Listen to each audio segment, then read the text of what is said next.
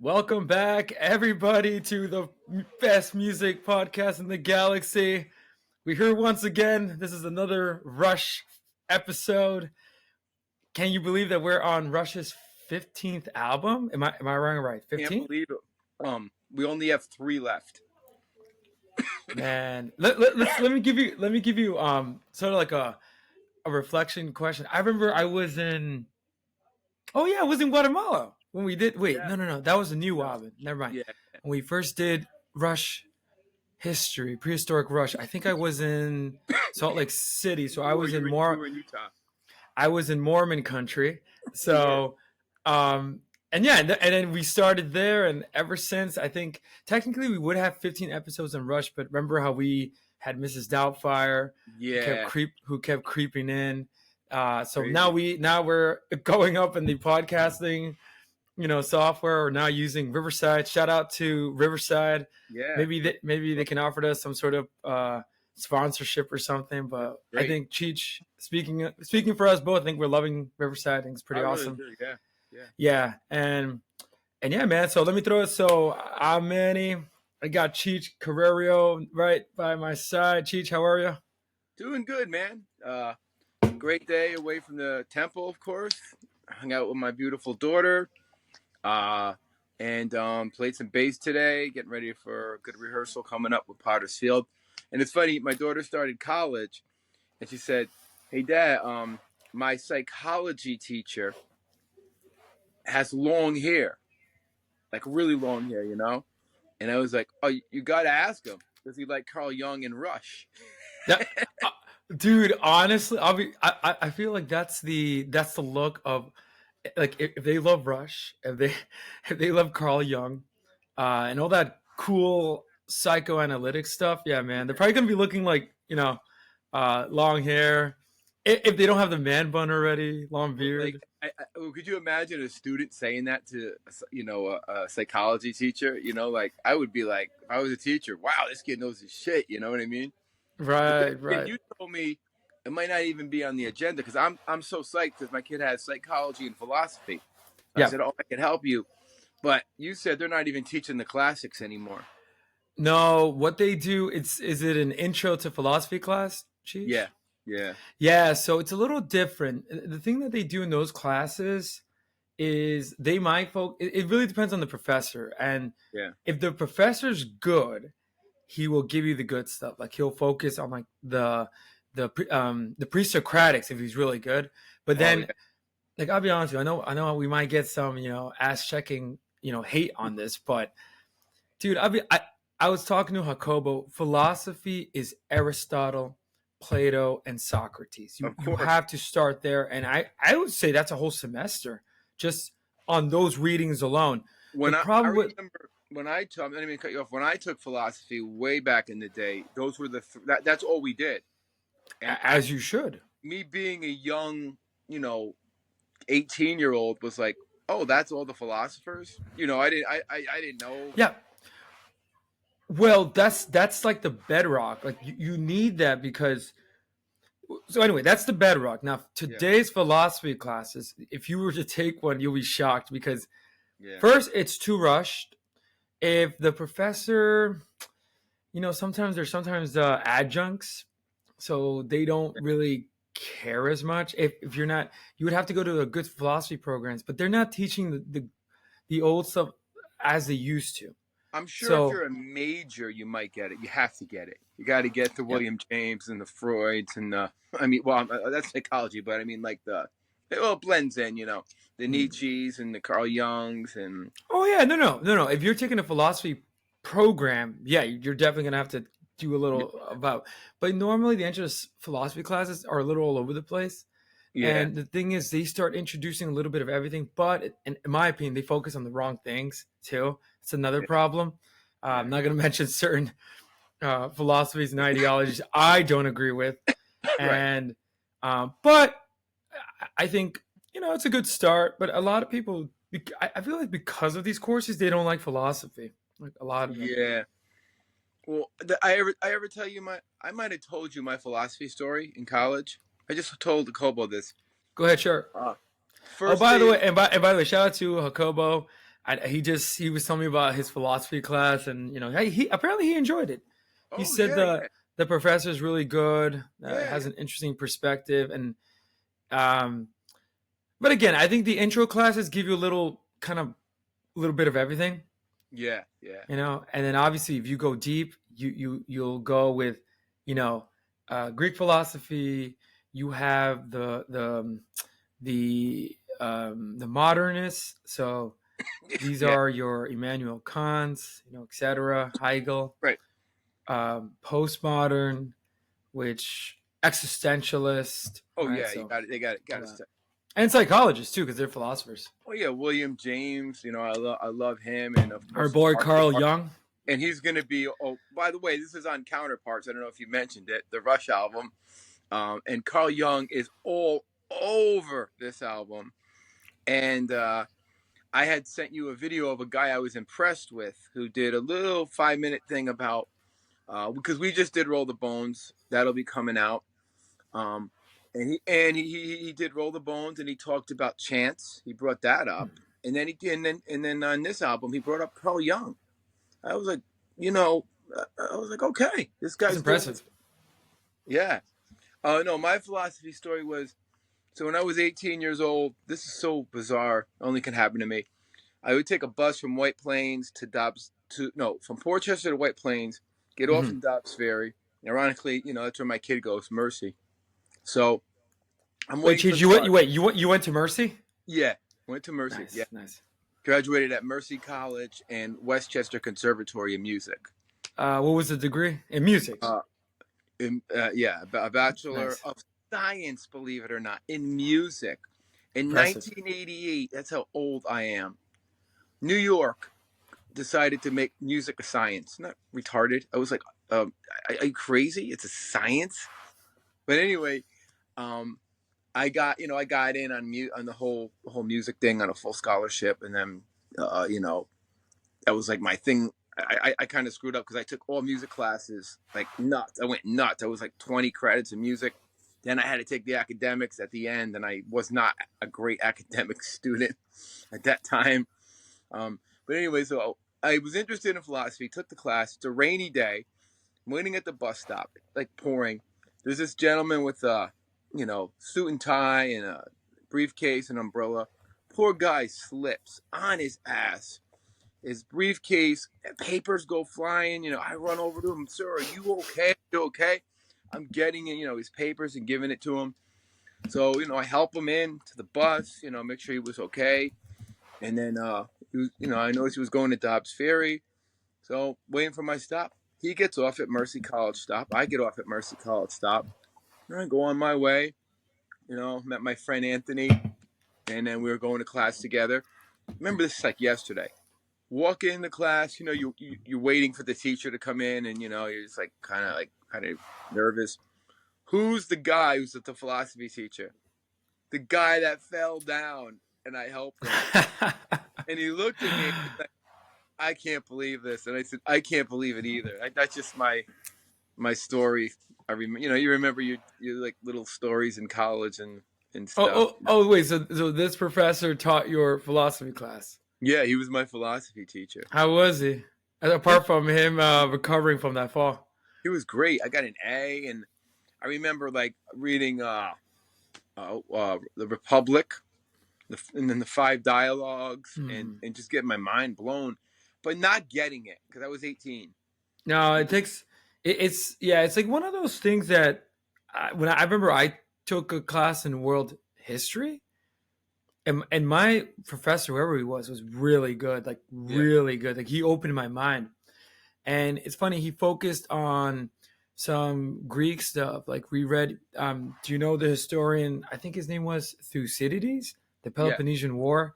Mm-hmm. We read Plato's Cave, and that blew my mind. But it required me to really think. Like it's you gotta have that mind for it, Yeah, Plato's Cave blew my mind. I mean, I got into that much later. But taking the early philosophy, I always had an open mind, and then in my mid-20s, I just hit it hard. I hit it hard, man. I was into Nietzsche, Carl Jung. I got into Lao Tzu, and then the book The Secret came out, and I got into people like Neville Goddard, Joseph Campbell. I just, when in my 20s and early 30s, I was heavily into the what is it called? The Bhagavati, the Oh, Indian. is that the Bhagavad Gita? But yeah, I heavily got into Indian. Yeah, that's Hinduism. Yep. Yeah, so heavy shit, But anyway, before we start, sad news this week for me. Mhm. And we talked about this gentleman on the new Wobbin. One of my all-time favorite guitar players, and I mean all-time. I would put him up there with Alex as far as, a guitar player in my love, in my world. Mr. John Sykes passed away of cancer, 65 years old. For those of you who don't know John Sykes, check him out. He was in Tigers of Pantang, which we talked a lot about on our new Wobbin episode. Then he joined Thin Lizzy on Thunder and Lightning. And then he's on the iconic Whitesnake album, Slide It In, and then the huge album, Whitesnake, with all the hits, Still the Night, Here I Go Again on My Own. But unfortunately, he had a problem with David Coverdale, and he quit. He quit right before the album came out, but he made a ton of money on that album, and that's what made him, iconic, and he was set for the rest of his life after that. Then he was in a band called Blue Murder with Tony Franklin and Carmine Appice, and then he just did solo stuff. And I gotta say, and I mean this, the greatest concert I've ever. First of all, what was the greatest concert you've ever seen? Ooh, I know you've probably seen. I'm gonna ask you that question too. That's such a great question. If I have to, you know, so right now, it was seeing Neil Young, Crazy Horse at the Barclays Center. Wow. Like that concert, and it's hilarious. It was I went with a girl, which is interesting. Like thinking back on it. One of my favorite memories because this girl was a high school friend and she was into all the music that we like, sort of like, like Bruce Springsteen, Fleetwood Mac, et cetera, Neil Young, Joni Mitchell, and at this point, I discovered rock music. And also Neil Young. I think at that time, I think it was 2012, he released a book and he was playing New York. So I asked him, do you want to go see it? So he was with Crazy Horse. Man, it was one of the best concerts I've ever been. It's legendary. Imagine. Well, I mean, what about you, Cheech? What about you? Much as I seen Rush, I gotta say, my favorite all-time concert was John Sykes when he reformed Thin Lizzy in 1987. I went to the Beacon Theater with my best friend Dave Torrey, who passed away, and his older brother Tucker, who's also passed away, and his other brother Wild Will. We all went. Thin Lizzy, nuts we were, and they opened up for Deep Purple, and he had gotten permission from Phil Lynot's mother to do this. She's like, "Go for it. You were in the band, go out and do a tour, promote the music." And it might have been on St. Patrick's Day, I remember. And it was the drummer from Thin Lizzy, Brian Downey, Scott Gorham, a guy named Marco Mendoza on bass, John Sykes singing and playing guitar, and it was the best concert I've ever seen in my life. John Sykes blew me away. So rest in peace, John Sykes. If you want to learn more about him on our show, you could go back to the first New Wobbin. We talk a lot about Tigers of Pantang, and I mentioned him. But, from the bands I mentioned, go check him out if you never heard of him. Underrated guitar player, the coolest look in rock and roll and heavy metal. So, rip, John Sykes. And you also said, who was the other guy who passed away? Oh, so forgot the day, but I was on Facebook and obviously you and I love this band. And I think a certain awesome dude from the Temple mentioned it to you, Garth Hudson. Yeah. Of the band. So phenomenal musician. Also passed away. So rest in peace. Yeah. And John Sykes as well. Legend. Yeah. So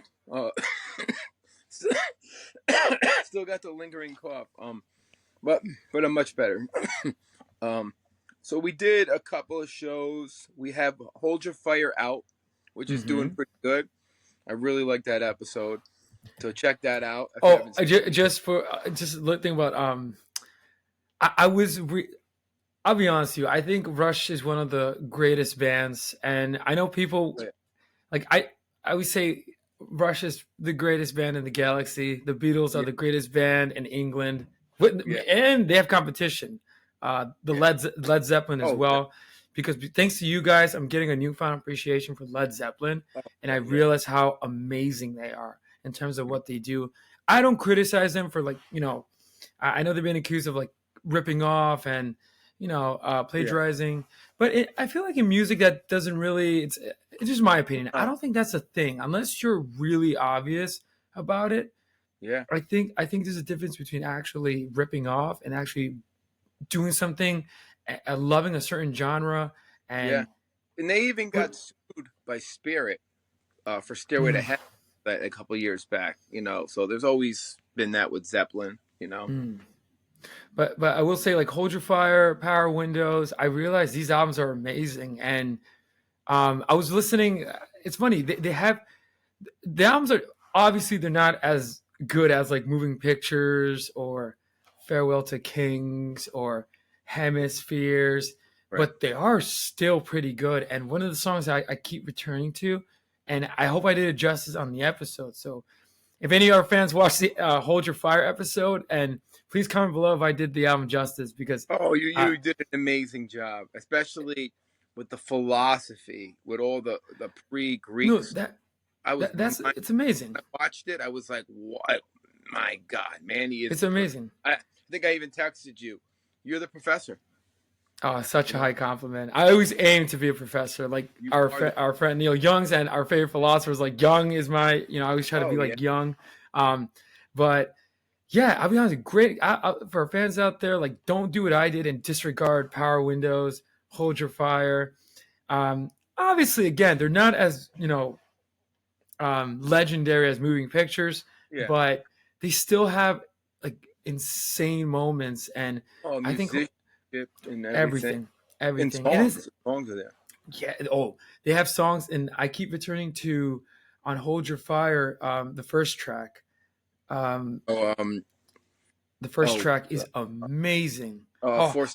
times, Force Yeah, 10, yeah, uh, phenomenal song. It's probably maybe one of their best songs, but obviously that's for a Rush fan. That's really hard.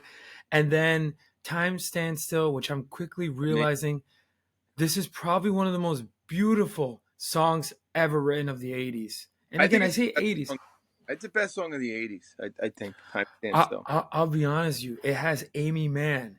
Her Oh, vocals are angelic. beautiful. The it's a perfect pop song. Like who could have guessed like Rush could write the With best pop song? insane bass and drums, and Alex's clean guitar sound. It's phenomenal. Now again, the video's cheesy. Video will forgive them for it, but I think it's just a great time capsule of Oh the yeah, 80s. yeah. But yeah, and I'm looking forward to their next album, which we'll get started. Oh yeah. Counterparts. Well, we got in the bag to come up. We're gonna be down the 3 Rush albums after we release Roll the Bones, Presto, which is recorded, and in this episode, I already wrote an episode for Test for Echo. So after that, there's only 3 more Rush albums. And my brother-in-law Rob said he would come on Snakes and Arrows on that show, which I look forward to. So we talked about we just recorded Zeppelin 3 with Joe last week, which was phenomenal.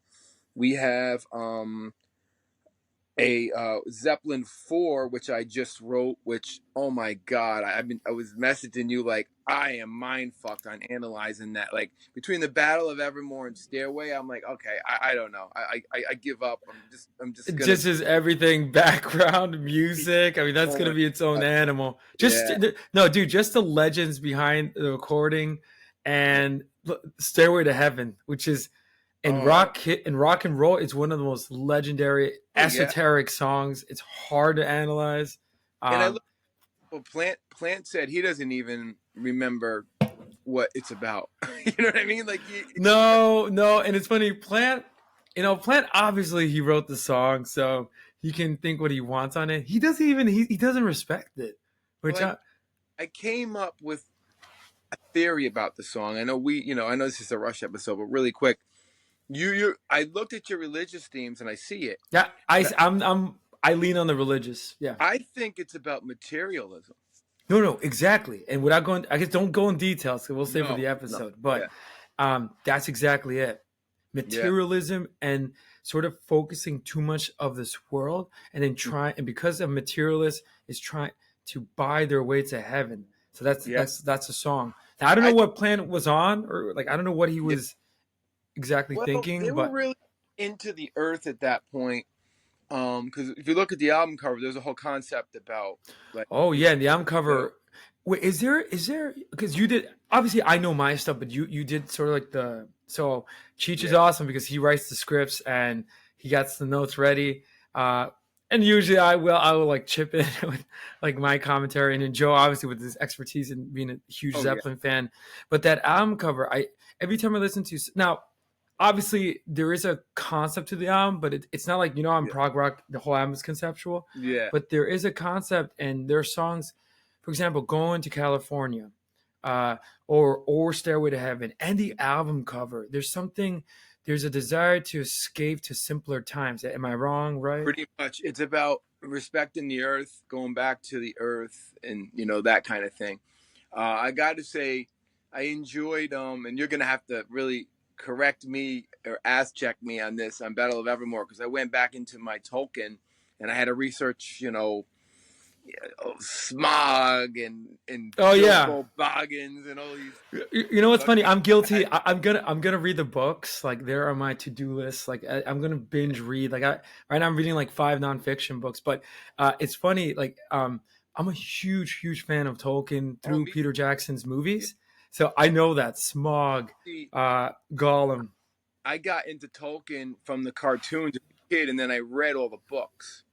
And then when the movies came out, I knew it all, but I was always a fan of the books. But I had to go back because it's so complicated. No, it is, and it's funny. The Hobbit, for example, is about, and Lord of the Rings. One of the themes is escaping to more simpler, times and pastoral instead of industry cities. Yeah, and there's an environmental theme too. I learned a lot about Sandy Denny, the woman who sang on it. From Fairport. Yep. Super talent. But hey, that's for another episode. And just to throw this out, we're gonna do one on Potter's Field. That's a pretty cool idea. Yeah, real band. We'll see. Yeah, you can interview us, and we have to say this is the People's Podcast. Which yeah, that's gonna be like the new moniker, so or name or whatever. But so the Cheech and Manny music show, the People's Podcast. Exactly. And then we talked about this is going to be our next venture, the band Genesis. Yes, so that one I'm super excited. Old school proggy era of Genesis. So there's a lot of fun stuff coming up in the future. Because we got 3 more Rush, and I'm like, man, I don't want it to end. So we got to like milk those albums, before we get to it. So the album Counterparts comes out in 1993. Now you're born, right? That's my year. So the year you're born. Okay, so finally. The year I was born. We made it. We made it. I can finally say Manny was in a crib or whatever, I was based on the month it came out, I was about 9 months old. Yeah, so less than a year. Yeah. And I gotta say, for music, not much. 1993 was not for me. Looking at the albums, not much exciting things except for maybe 3 or 4 albums on this list. So In Utero comes out, number 1 on Nirvana. Well, Cheech, what are your thoughts of In Utero? Because we didn't, we didn't go in detail on the grunge episode. Like we were talking about Nirvana. But I have a suspicion that it's one of your favorite bands because of the heaviness of the albums. Because it's very heavy. It's almost Sabbath-like. And I thought In Utero is better than, God, I'm going to probably get flack. I think it's better than Nevermind. Although Nevermind has a lot of great songs on it, but I like In Utero personally better. I love this album. I love this band, Mm. Smashing Pumpkins, Siamese Dream. Great, great Yep. album. Yep. And then Yep. Superstar Car Wash, the Goo Goo Dolls. I don't know if people, like we always talk about the Replacements. If you like the Replacements, you got to like the Goo Goo Dolls. This was Mm-hmm. one incredible album. But then, it kind of gets weird, Bad Out of Hell Part 2 by Meatloaf. I Came out remember that that. year. Yeah. Yeah, Um, like a massive hit. Zooropa by U2, which I thought was Mm-hmm. okay. Then, it gets a little better. The Spaghetti Incident by Guns N' Roses. Mm-hmm. Pretty, not great. Anthrax, Sound of White Noise, good heavy metal album. Coverdale Page came out. I can't say I'm a fan of it. I'm not huge on it. And Get a Grip by Aerosmith. I can't really say I'm a fan of that. And this album I really liked, Pork Soda by Primus, who's going to come up in this episode a little bit. You're gonna hear that. So, Mm-hmm. I missed or any? I really was. You know what's funny? A few. So just two more. I think that are pretty noteworthy, and I agree with you. You know they're good, decent albums. For example, Counting Crows released their August and everything Yeah, good. Yeah. after. Just look at the pop charts. And then Lenny Kravitz, Are You Gonna Go My Way? Which he was kind of like Oh the yeah, Hendrix of his 90s. that's a great album. That is a Uh, great album. Yeah, I think he kind of is one of those that kind of rescued the old classic rock and roll style. him and the Black Crows kept that shit going. Yeah, yeah. Wait, did the Black Crows And do something in '93? Three Snakes? no, not yet, but they came out. I forgot what year, but I don't see their release on Okay. '93. And then Versus by Pearl Jam, 1993. Oh, I missed that one. That didn't come out. Versus. So That's Versus was good released, album. and a great album. I think it's their follow up to their massive 10, and trying to escape the fame because Eddie Vedder's not a fan of that. He released sort of like an anti-10 album. Yeah, and it's not. I mean, it's not as good as 10, but it's a good album. It's definitely good. It's great. It's solid for grunge. Yeah. It's great. But there's not much. I mean, phenomenal stuff on that list. It's good. Except for the Goo Goo Dolls, I think that's fantastic. I worship that band. Smashing Pumpkins I like, but I'm not jumping for joy over everything. Bad Out of Hell too. I'd do anything for love, but I won't do that. What is that you won't do, Meatloaf? We won't go there. Wait, geez, what are your thoughts on Bad Out of Hell, the first one by Meatloaf? Oh, I love it. I think it's really. I mean, there was. I was gonna say that's phenomenal. He never reached it. There was like nothing like Meatloaf. And what year was that? 78 when it came out. 77. Yeah. Nothing like it. Like this fat guy singing these great songs, classic songs, great classic rock. It was like theatrical. I loved it. I was gonna say I loved it on Broadway, and the girl singer was amazing, whoever she was. Oh, whoever that whole album, the cover. Maybe we'll do that one album in the future episode or whatever. But it's phenomenal for But now to do a sequel to it, and like, oh man, that's and in the '90s. But you know what's weird? The song actually was a massive hit, which is strange. It was. Which is strange. Meatloaf is weird like that. Like he did really just, but I didn't like it. I was like, oh, this doesn't match up to it for me. Too much of a ballady. I'm gonna make this word up, but it has a too much. Like how Bad Out of Hell had a nice rock and roll vibe through most of the songs. Yeah. This one is more, more on the ballad.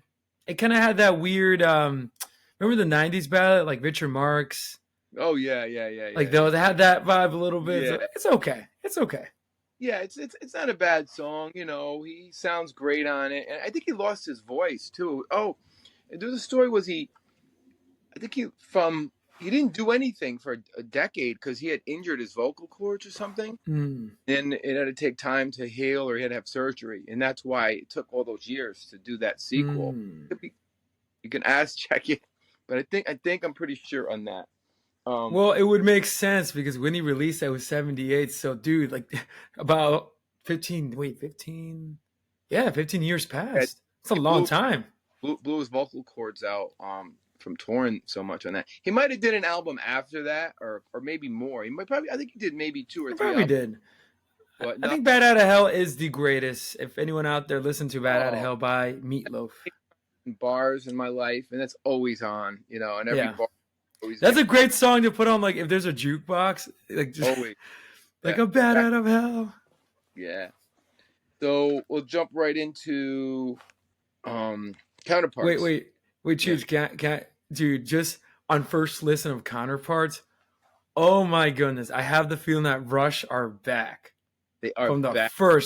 and again, not to say that Roll the Bones and Hold Your Fire and Power Windows, I'm not saying they're, but they return to a heavy sound that you haven't heard since Moving Pictures, maybe, Moving or picture. even.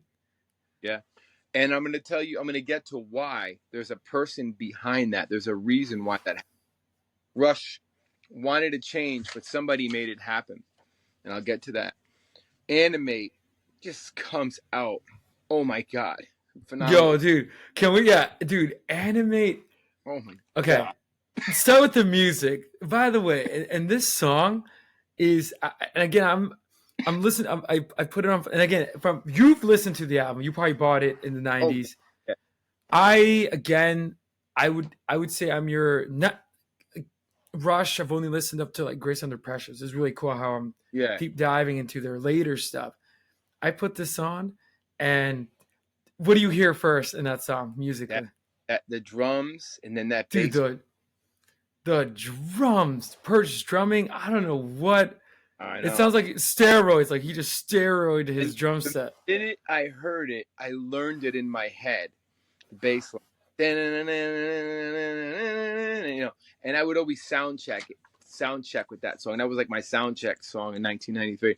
Stick It Out, Cut to the Chase, Nobody's Hero. I learned a lot about that one. We talked about that. Between Sun and Moon, Alien Shore, The Speed of Love, which should have been like another was a song on Hold Your Fire, Time Stand Still. It should have been another still.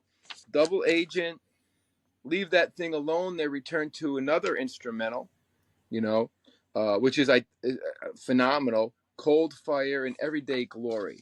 So those are the tracks. They did about 11 tracks. Now CDs are big, so you're not doing 8 songs. You have more room to do more songs, you know. If that was 10, 12 years ago, that would have been 2 albums, you know, if you think about it. So a little history about, you know, about this album, you know, going back.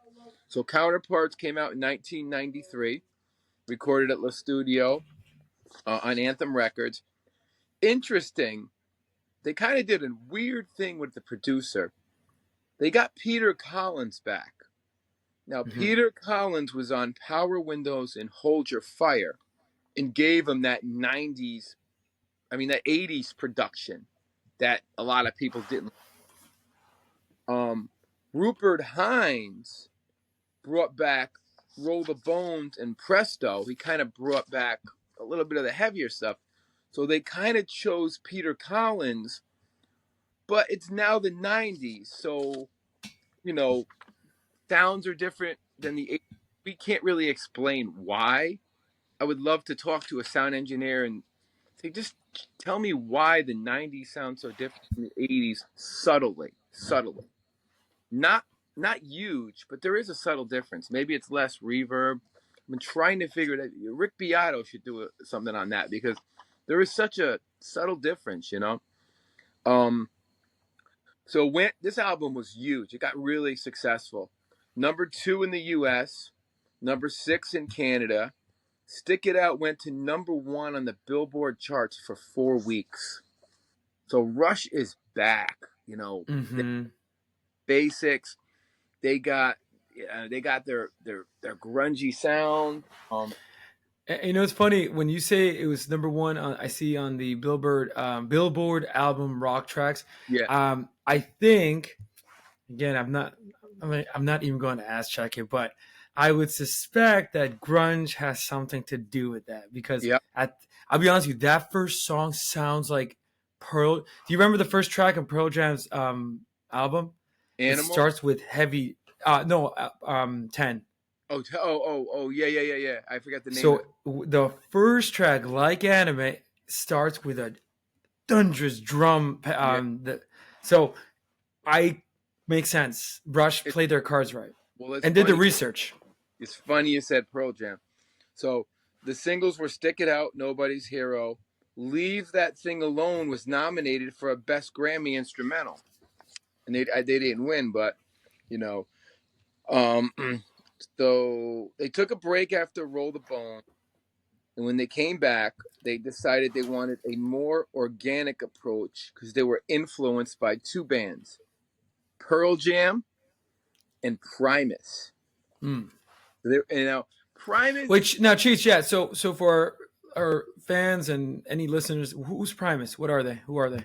Primus. Silkman loves Primus. Primus is Les Claypool, and I don't know the rest of the guys' names. I forget. I should know the drummer's name. They actually did "Farewell to Kings." They did the whole album. Joe saw it in concert last night. So Les Claypool was a guy who was this bass player who had nobody played bass like Les Claypool. He had this unique way of tapping and slapping and got distortion, and he played a fretless six string. And Primus, I remember I had Fizzle Fry, the album, and they just sounded like Frank Zappa meets King Crimson. Jerry was a race car driver with some of the tracks. And they, it sounded like nobody. They weren't So Cheech, what genre are they? If what would you class? They're in the alternative. It's funny because they have a heavy metal band name, Primus. That sounds like a heavy metal band. Well, they are heavy metal. They're everything. They got metal. They have a drummer that's technical, like Pert. They have one of the greatest bass players, who's like a Billy Sheehan virtuoso. I think Les Claypool, right? I could be Les Claypool. Yep. Yeah. I think I could be wrong, but Rick Beato interviewed him. Yeah. And another fun fact, he auditioned for Metallica because they're from the Bay Area, and Metallica was like, no thanks, because of that, that kind of style. Les was not, he was friends with them. So he was floating around in the 80s, but a phenomenal band. I did see them open up for Rush, and I don't remember Counterparts. I think it was Candlebox. Presto was Mr. Big. Roll the Bones had to be Primus, I think. But they got to become good friends with Primus. And Primus are a huge influence on them, and vice versa. So they wanted that kind of sound. So this gets interesting. So less keys, more guitars. Yeah, dude. I think there are no keys on this album. I'm kidding. Don't get mad, ass checkers. They're in the background. There's no subdivisions, solos, or anything. They want to sound like grunge. They want to sound like what's happening, but not rip off like Pearl Jam. But no. They want to use the tools that the bands were using in the studio, and the effects, like they would detune the guitar. Wait, Cheech, because you did some research. Was there any influence by their fellow Canadian Neil Young? Because in this, it wasn't '93. Neil Young returned to this heavy rock sound that he kind of lost a little bit. Neil Young, I don't know why, I don't know. He reunited with Crazy Horse. God, he sounds like the grunge bands because he's an innovator of grunge. Oh yeah, but I would wonder if Rush heard because that's their compatriot. He probably was like, "Oh, the music I started now is the biggest thing in the world. I'm gonna, not jump on the bandwagon, but I'm gonna be, I'm the king." So and everyone worshipped him, So I could see him doing that. I think Rush just didn't want to come out with Hemispheres in 1993 because they wouldn't go anywhere. No. So they're smart. They use the tools of the era. Like I said, there was some keyboards in the background as atmospheric, and Alex was just done with keys. He was like, I don't want Hey, you could any tell with his more. guitar solos. You could Yeah, tell. a lot of guitar solos. Now I'm gonna bring something up. We'll talk about this. I don't want to get into it. You know, this album, pretty much every song is about Carl. There's an influence. Now, Dude, I heard. Now, wait. You did the research. yeah, I hear some themes of the Animus yeah. and Anima, and then there's another dude. One of my favorite writers, Camille Paglia, I think his name is. I'm The not new. sure if I Okay, just out of curiosity, because the album is so strange. Like you, you'll explain it, but I sense something of the feminine and masculine. I sense something of the like Young dual, talked to. the young duality is here. And Yeah, yeah. a little later on, I want you to talk about that weird thing, the Animus and I love it. I'll talk about it for our philosophy inclined friends. yeah, And by the way, Roll the Bones. I think we're leaving the existentialism of Roll the Bones and the stoicism because, by yeah. the way, I hope I did a good job analyzing Roll the Bones. That episode hasn't. Did I release that episode? Cheech? No, Not not yet. yet. So it's in the back burner. Okay. I realized it's the stoic existential dread album. Like there's Yeah, something about it, you know. genius. I mean, to put stoic philosophy and existentialism in the lyrics, Neil. God, what could you say? You can't even say. The guy is such a genius. Like, He's like you the know, philosophers of like Peter Gabriel. I feel like when it comes to Peter Gabriel, Neil Peart, and the songwriter for Yes, these John. dudes, Yeah. yep, these dudes are next level Oh, in yeah. terms of. I can't wait to really learn about Peter Gabriel because like Oh, just wait. a lesson for me, and I know he's like Neil, where he had a lot of readings. But now here's the secret weapon of the whole reason why this happened. A guy by the name of Kevin Shirley. Now, Kevin Caveman Shirley, you probably heard my brother-in-law talk about him on the Rush episode with Rob. He was a guy who's an engineer, and they got Kevin Caveman, they call him the Caveman, to come in and engineer this album. And he was just pretty much straightforward. And he said, guys, this is what you got to do. You got to go back into a room and you got to play live and just jam in one room. No overdubs, no bullshit like that. I'm sure there were overdubs, but just play live. Get everything live, drums and bass live. And get that raw, natural sound. And he made them go back and play their old instruments from the 70s. He made Geddy break out with the 1972 Fender Jazz, which he played on Tom Sawyer. Alex was going into a Marshall with a Les Paul, Fender, Paul Reed Smith, and some 12 strings acoustic. You can ask check it if you want, but this is just my I'm pretty much sure on Rush. So Kevin Shirley is the reason why that they got back to their balls. And he got No, and you can hear it. You can hear it. It's huge difference from we were talking about the sound of the Roll the Bones album, and we were trying to like put our finger on it. It had that like early '90s production sound. Again, I'm not saying it's weak. It's just, but this one has. You could tell they did something different. Yeah, and it's all Kevin Shirley, who put that in their minds. Those of you who don't know Kevin Caveman Shirley, he did a lot of Iron Maiden albums, in the early millennial years or the late '90s, and he's kind of like a modern day Martin Birch, where he would just get the best out of the bands. He's not a producer, I don't think. He's more of an engineer, and he did Black Country Communion with Glenn Hughes and Joe Bonamassa and Jason Bonham on drums. So, check out Kevin Shirley's credentials. He's definitely that Terry Brown, Martin Birch guy, No, and I will say that, and like one of my notes here is that, and it's funny, his nickname was the Caveman. Yeah. Kevin the Caveman Shirley. Yeah. So apparently, according to Geddy Lee, he had this raw and natural sound that required minimal, again, keyword minimal use of reverb. And then Getty says it was very difficult for the band to get used to it. Yeah. Sorry. Yeah, because everything is glossy. Yeah. They're coming off that 1980s glossy reverb on the snare. Bop, bop. Bop, bop, bop. You know what I mean?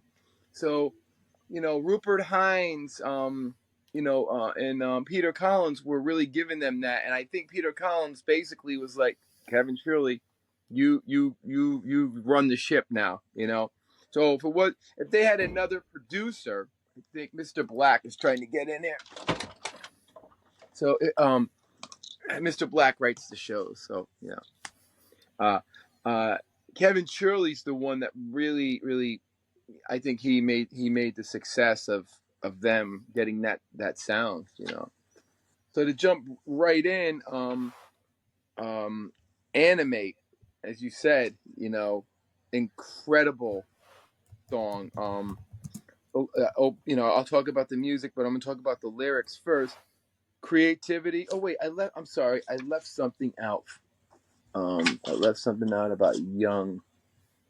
So the whole album is identity, social responsibility, relationships, social justice, and perseverance, which all goes back to Carl Jung. So Animate,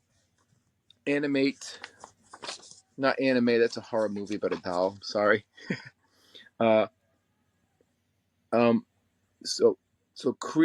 about creativity, inspiration, the spark that drives the artistic expression, the joy of bringing new ideas to life. Mm-hmm. How do you feel about those ideas? Yeah. So it seems that the song is describing the artistic process. Right. Yeah, Am I wrong or right? it's pretty much,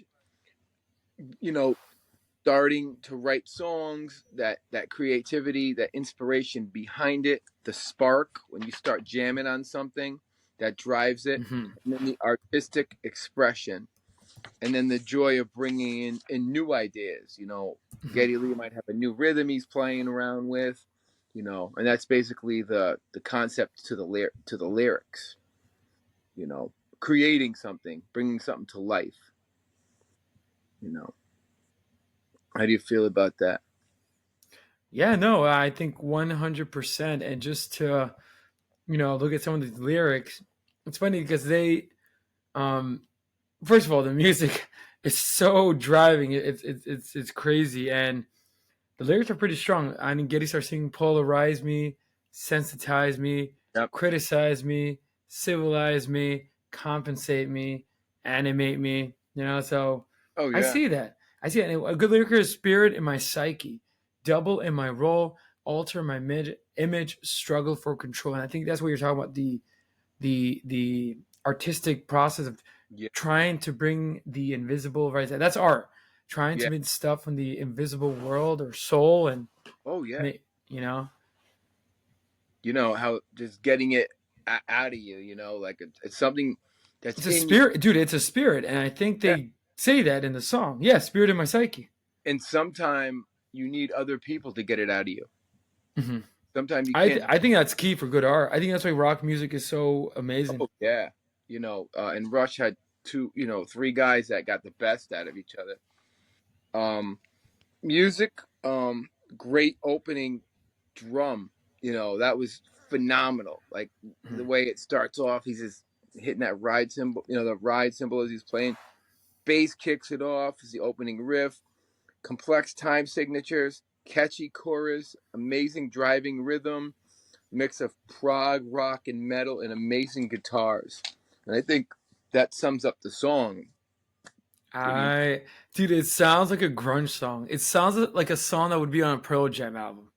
Yeah. Oh yeah. Which is a high compliment because I love Pearl Jam. Oh So yeah. and Rush is back. They have their original hard rock sound. They're definitely back. So Animate. Neil was reading Joseph Campbell's Power of Myth, Nietzsche's Will to Power, and of course Carl Jung's concept of the collective unconsciousness, and a process in individualism, creativity, inspiration, human desire for self-expression. So, how you feel about that? I think it sounds right. Sounds right, especially with the lyrics. Yeah. So moving on to the great dude, great reads with what he was reading. Like, oh yeah, phenomenal. Next song, "Stick It Out." Wait, Cheech, in Animate, it doesn't talk about the male-female counterpart psychology. Jung's the Anima and Animus. Is this a song or no? I think that is the song. Yeah, because I didn't. Ooh, maybe we should pause and go back then. Yeah, I didn't specifically pick a song. It's just in a lot of the themes. So if you're seeing it in there, let's dive into it. Well, because I felt as though the song, and again, people out there, don't ask check us. This is just my analyzing of it. I have no copyright on it, or I don't care. Huge Rush fan, but I'll be honest with you. I think this song is Jung's Anima and Animus and man come to life. A lot, like it's these reconciling of the male and female parts of man's psyche. Right. And they're right. Do you know anything about the Anima? What it stands for? No. It's Latin for soul or spirit. Okay. So and so Jung has this huge psychology. Like he took Freud's, and this song tries to summarize that, because that's why I was wondering, because the look at this: polarize me, sensitize me, criticize me, civilize me. So these are two parts of coming together.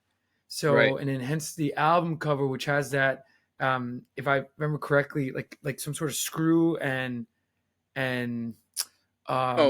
yeah, it's like a nut in a bolt. Right. Yeah. So the anima, right, for anyone that doesn't know, refers to the sort of, okay, so in the unconscious mind. And again, what was you said Pert was reading the archetypes, right? Yeah, the archetypes. Yeah. It's interesting. This might be like Carl Jung's anthem, because I thought this is what the song's about, because yeah. So anima refers to the unconscious feminine aspect within a man's psyche, while the animus, or animus, whatever, I think it's animus, represents the unconscious masculine aspect within a woman's psyche. So it's kind of confusing, but so these are there are some of his archetypes symbolizing the opposite gender traits present in the unconscious mind of each individual. So I think that's what the song's about. And it kind of like this song, after like kind of, again, like if you look at the lyrics, which are pretty cool: compensate me, animate me, says goddess in my garden, sister in my soul, angel in my armor, actress in my role. It's all there. And what's really cool is how do these somebody that's very scientifically inclined to say, well, is this real? How can you prove it? Yeah. But the thing with Jung, right? So Jung is viewing things from like a psychological point of view, philosophical point of view. Right. And so these archetypes, I think that's what the song's about. Animate me, right? Yeah. The archetypes appear in dreams, fantasies, strong emotional reactions to people of the opposite.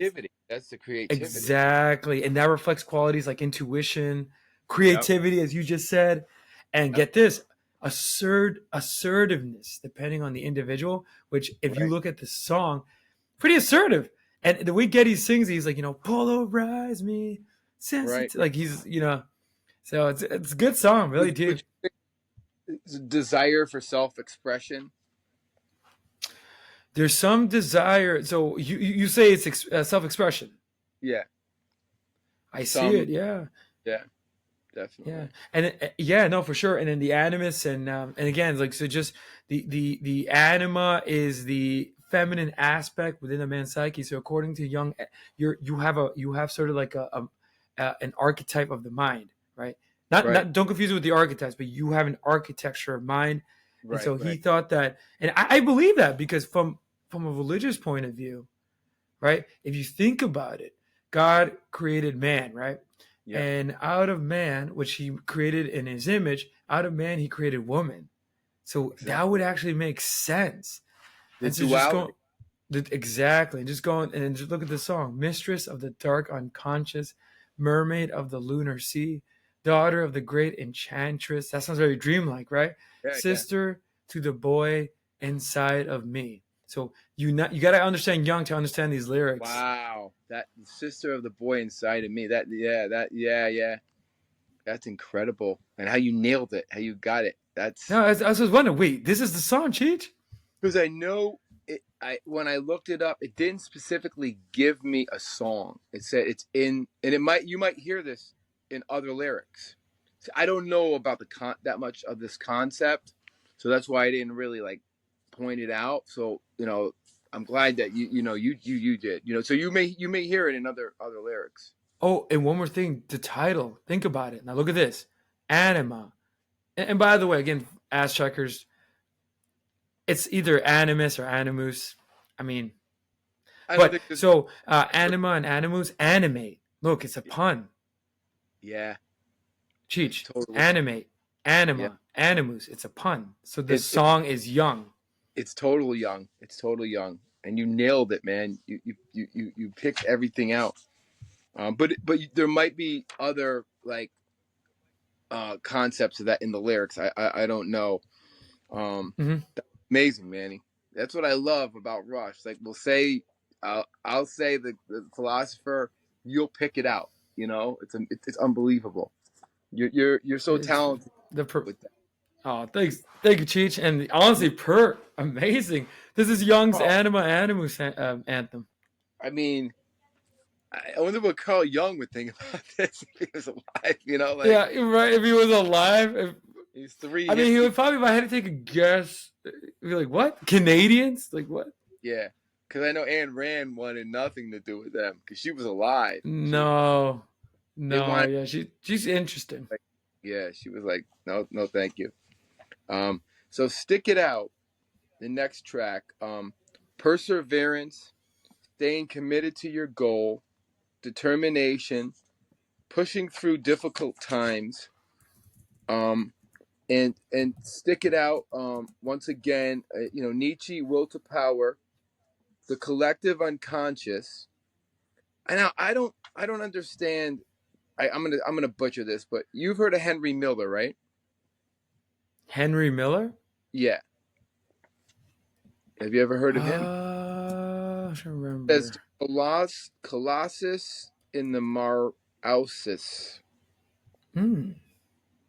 I'm not familiar with his work. I thought maybe you might know him. And of course, Herman No. Siddhartha, which we talked a lot about. Okay. That's a lot in there. Any comments on that? On the topics? I mean, I think Oh, it makes sense. Stick it out, perseverance, stay committed, yeah. determination. No, I think you got it. I think it's quite simply like it's a great song to yeah, perseverance, um Get out, yeah, not giving up, stick up for yourself, like literally like stick yeah, it out, yeah, trust yeah. your own decisions, and also one of the heaviest songs that they've ever done. Oh, yeah. It I sounds like Alice in Chains. It's so sludgy. made a video for it, and I remember thinking, "Whoa, did Rush get real heavy?" Like, I wow, I, I know when you think hearing this coming off Roll the Bones, it's a it's completely different band. completely different. Sonically, it's a different band sonically. And I'm gonna get to the music. Stick it out, heavy guitar, driving rhythms, really, really heavy, detuned guitars, intense drumming, um, and great lyrics by Getty. Phenomenal lyrics and great, Great chorus, catchy chorus too. amazing chorus. Stick it out. Yeah, it's So pure classic like rock chorus. yeah, and it did really good on the charts. It took them, they were on the charts for a while. Like I think 4 weeks. It was like number one. Oh, and you obviously you love it because it's bass heavy. Oh, totally. I And it's was funny. I have my notes here. Getty thought that lyrically it's kind of so-so. really, That's Getty Lee's opinion. Yeah. God, how do you say that to Neil? Yeah. Wait, did he write the song? Oh yeah, he did. But they rejected a lot of stuff too, because Neil during Farewell to Kings came up with this whole concept of a Guinevere Excalibur thing, and they were like, no, we're not doing this. So they definitely had, would reject. You hear it on Madrigal. Yeah. That was probably they probably gave him a bone on that, but like you could totally hear it on that. Like Mr. Black wants to make a visit. You want to come in and say hi to the camera? Maybe. You're gonna knock over my papers. All right. But yeah, dude, it sounds like a perfect song of the grunge era. It's heavy. It kind of sounds like an Alice in Chains song for its. Yeah. Alice in Chains was heavy but simple, not Yeah. complex. Yeah. It sounds like that. It totally does. So where are we?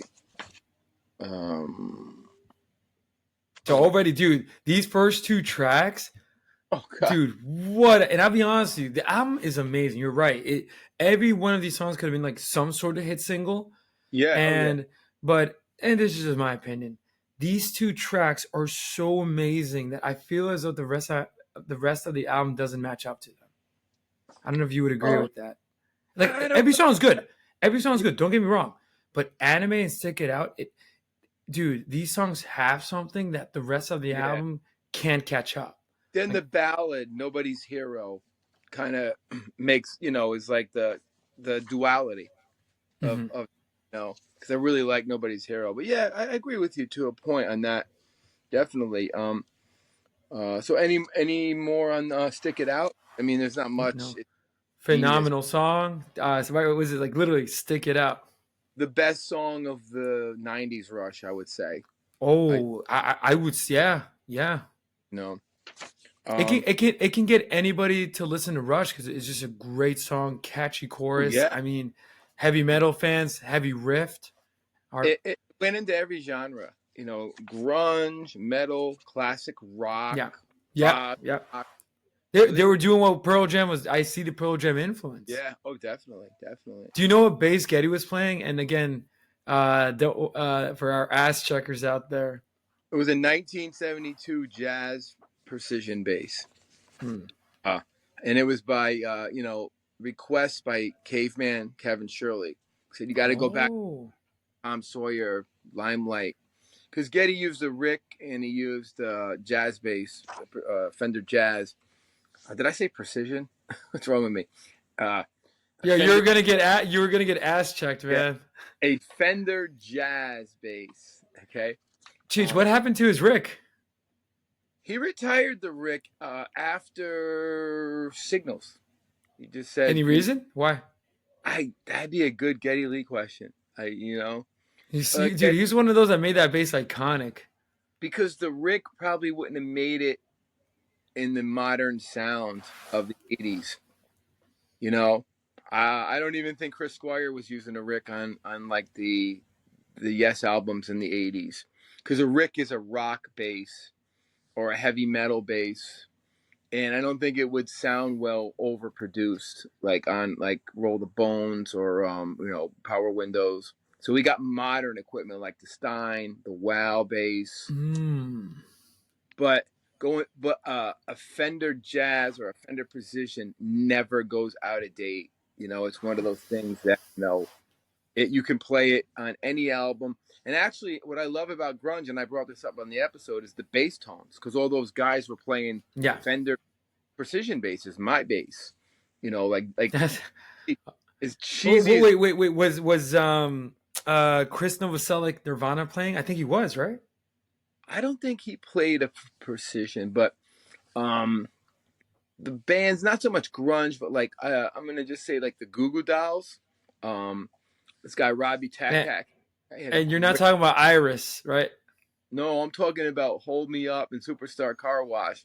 Before that, even a boy named Goo. But if you listen to Hold Me Up, that album, the guy had one of the best precision bass sounds, sick with a pick. Robbie Tackhack, great bass player. And then the guy in the Gym Blossom, I always loved his bass tone. Oh, I was gonna say that band is so Yeah, underrated. it's a You're Fender right. P bass tone, and to me, like, Steve Harris plays a Fender P bass, and that's a different. He gets that clicky sound. Phil Lynott from Thin Lizzy played a P bass. He got his own picked sound. James Jamerson from Motown, he played a Fender P bass. The Funk Machine. So it's the greatest for me, the greatest rock bass. I own 6 of them, all from the '70s, and that's my thing, is Fender P basses. I like jazz. Jazz basses are cool. John Paul Jones played a jazz bass, and do not ask check me on that because I know that for a fact. Okay. That's the jazz bass. Yeah. Interesting. But You know what's funny? he got a tone on it that was different than a jazz bass, because a jazz bass has a mid-range tone. John Paul Jones got a deep tone. You would almost think, listening, he's playing a P bass. He did play a P bass too, John Paul Jones, on the Earl's Court show. So that would have been like Physical Graffiti era, Houses of the Holy. Oh, okay. Yeah, he definitely. But he also got into John Paul Jones played a Limbics, the same basses that Wait, what bass did the Ox John Entwistle play? So many. He played a What was his famous one? Okay. He Live at Leeds is a P bass. That's one. I was gonna say that I could have sworn, because I've seen the videos of the Live at Leeds, and I see that bass you're talking about. But then his collection, he had like over 500 basses. That guy. So he had a Thunderbird bass, which they had a Thunderbird neck with a P bass body. Then he got into the Olympics, which is a high tech modern bass of the '70s. Stanley Clarke used it. John Paul Jones used it on Presence. Real punchy, clanky kind of sound, So, but yeah, each bass player has a distinctive sound, And it's funny, the Strokes in the 2000 rescued rock and roll, and the bass player returned to form with the Rick. Oh, he was playing a Rick? Yes. So just throwing it out there, the Strokes were kind of like the revival of rock and roll. Now, so, a Rick is weird. You can play a Rick and get a Chris Squire sound or a Getty sound, punchy, high, or you could get a real low, like Paul McCartney played a Rick with Wings, and get like a deep sound. So it really depends on how you EQ'd it. I bought a Rick, and I said the story on another episode. It was a red 1978 Rick, and I was like, I want to sound like Cliff Burton. I want to sound like Geddy Lee and Chris Squire. But I plugged into my amp, and I'm like, oh, I hate this. I can't slap on it. It's got this big metal thing on it. Oh my God, I don't want this. And Giuliano, the guitar shop that I bought it from, the guy was like, "You're a P-bass guy. You sure you want a Rick?" And then I brought it back, and he's shaking his head. He's like, "I told you. Once you fall in love with something, it's hard to, unless you're a guitar guy. Like my brother-in-law loves all kinds of basses. He can play all kinds of basses. I'm like a one woman. I call my bass the wife. I just like, it's a P bass. My sound is what I like. Probably because of Steve Harris is the reason why I play a P bass. And then learning about it from James Jamerson and then Phil Lynott, and so many great P bass players. So, Cut to the Chase is the next track. I'm gonna move this. And this one focuses on motivation, eliminate distractions, drive towards your goal. How do you feel about that? No, I think you got it. Pretty another straightforward song. It's awesome. Yeah. Neil, nothing too heavy here. Well, maybe. Hemingway, Old Man in the Sea, and our boy Sartre, Being for Itself, Freedom and Choice. I don't know that book. Mhm. Uh, cut to the chase. Music. Um, energy. Catchy guitar. Um, motivational lyrics. I really love the lyrics in it. Mhm. Heavy drums and phenomenal bass line. You know, musically, I'm gonna say a lot of the same things, but just the production is better. You know, Yes. just the production got a little bit better. Now, the next song, or anything on Cut to the Chase before we move on, or No, solid song. Solid. yeah, solid, pretty simple. Yeah. And I This think it's like you said, like failure is not an option, right? It's like no, that's the no, song motivation and good stuff. yeah, and it's a good way to live your life. Like without beating yourself up, too hard. Mhm. I mean, just move forward and like what else did I put on there?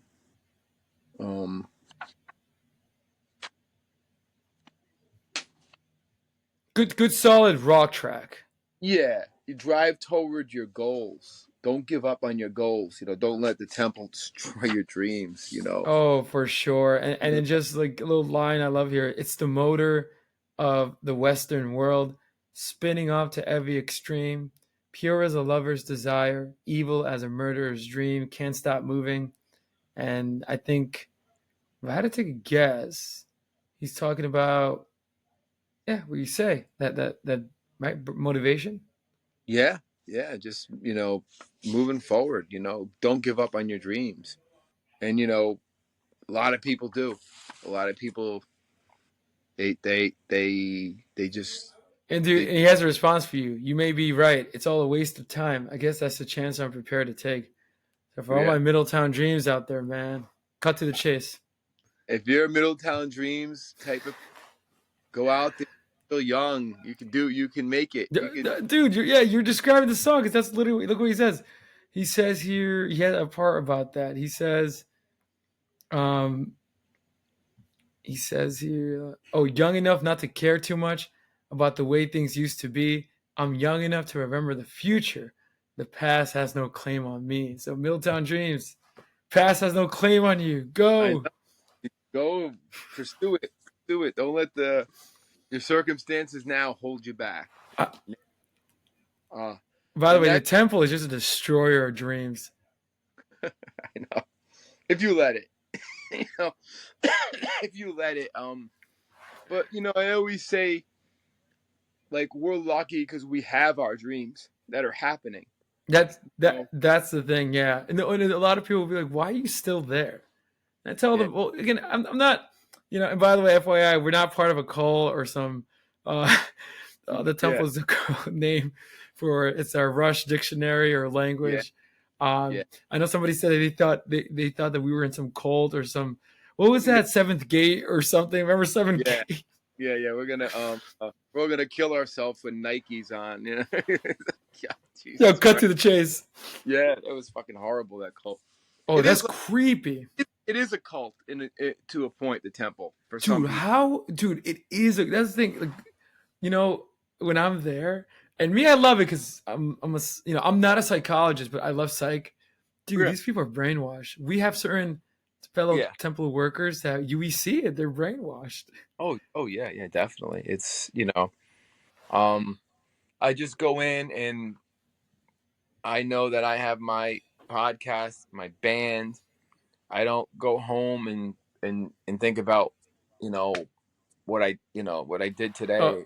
Uh, you dude, you're know, gonna love this. You know how they call you a TM, right? Look, yeah, a temple member. Talk about yeah, a pun. yeah. So, That's how long have you been a temple member? 26 years I don't counting. know how you do it, man, but I agree. Your passion for music, passion for Well, bass, it's sure. no, and you're so lucky. You have a child. You were married. I think that's big motivating, Well, right? there are some positive things to the temple. Like I had to get some medication today, and it was free. I didn't pay anything. So it was like, I said to my kid, see, there are some positive things about having, because when you get benefits and stuff like that, that's important in a job. But at the same time, it's the hostility, the worry, the constant like you're being watched, that I don't really like. The paranoia that kicks in if we're having a conversation where it was like this. You know what I mean? I Like, know it brings me back to my oh gosh when I used to work these awful jobs and yeah, you well got this. not awful, but Yeah, you know. screaming demon around the corner looking. Cheech and Manny are talking. So it's like, but at the end of the day, today was payday. I can't complain. I'll take the check and the free drugs. you know, so Man, that's how they get you. yeah, I'm hooked. Yeah, yeah, they get you. Um, this one I found so fascinating. Even when I knew what the song was about already, but then I dug deeper and I was fucking blown away. And I dug deeper and I was more blown away because I knew more about this song than I thought I knew. Right. And what would you say? I think this song is the ballad, one of the ballads on the album. Yeah, I would say it's a ballad. It has a rare sort of acoustic strumming from Yeah, Lifeson. So. Alex has a way of strumming an Yeah. acoustic. It's Yep. almost Yep. Ovia. The guy's a master. It goes back to the trees. Yep. Oh no, Yep. further it goes back to Farewell to Kings. He did Yeah. study guitar, so you can hear it on there. He doesn't show it a lot in the '80s. He didn't really. He brings it back in the millennial on Snakes and Arrows. He does a acoustic solo, but Nobody's Dream. So just a little backstory about I'm sorry, Nobody's Hero. I'm mixing the two. No, Nobody's Dreams, Middletown Dreams, having no dreams. Well, also one more pun on Middletown Dreams. I guess he's nobody's hero. Exactly. He thinks he's a hero to some woman, but he's not. or he thinks he's a hero to his team and he's not. Oh no. Believe me, he's not a hero. So if I can repeat what Pertz or Getty sings, he's nobody's hero. Yeah, and yeah, he thinks he's a hero, but everybody hates you. Dude, outside you're nobody's hero, man. These are not your friends. Nope, not your friends. So a backstory about Nobody's Hero. He Neil goes to England, quits high school, and he figures I'm gonna go to England because that's where all the greats made it. Yes, King Crimson, Led Zeppelin. Now this is like 1972, 71. Goes to England for I believe a summer, maybe a year. I don't know, and he doesn't make it. He does. He feels like he's a failure. He just didn't have. He didn't meet the right band. His destiny was Rush. Comes back, and he feels like I'm not going to make it. I'm going to work at my father's farming equipment store and play drums for a hobby, that kind of thing. But while he was over there, he met a guy named Ellis Booth, and they became friends. And then Neil got the news that Ellis Booth died of AIDS, and it was a real heartbreaking thing for him. It was a good friend. Wait. So who was this? What's his name? Ellis Booth. Ellis Booth. So he was a man that it was a dude that he met in London. Yeah, and I don't know his history. I don't know if he's a musician. I didn't really research him because I got too excited.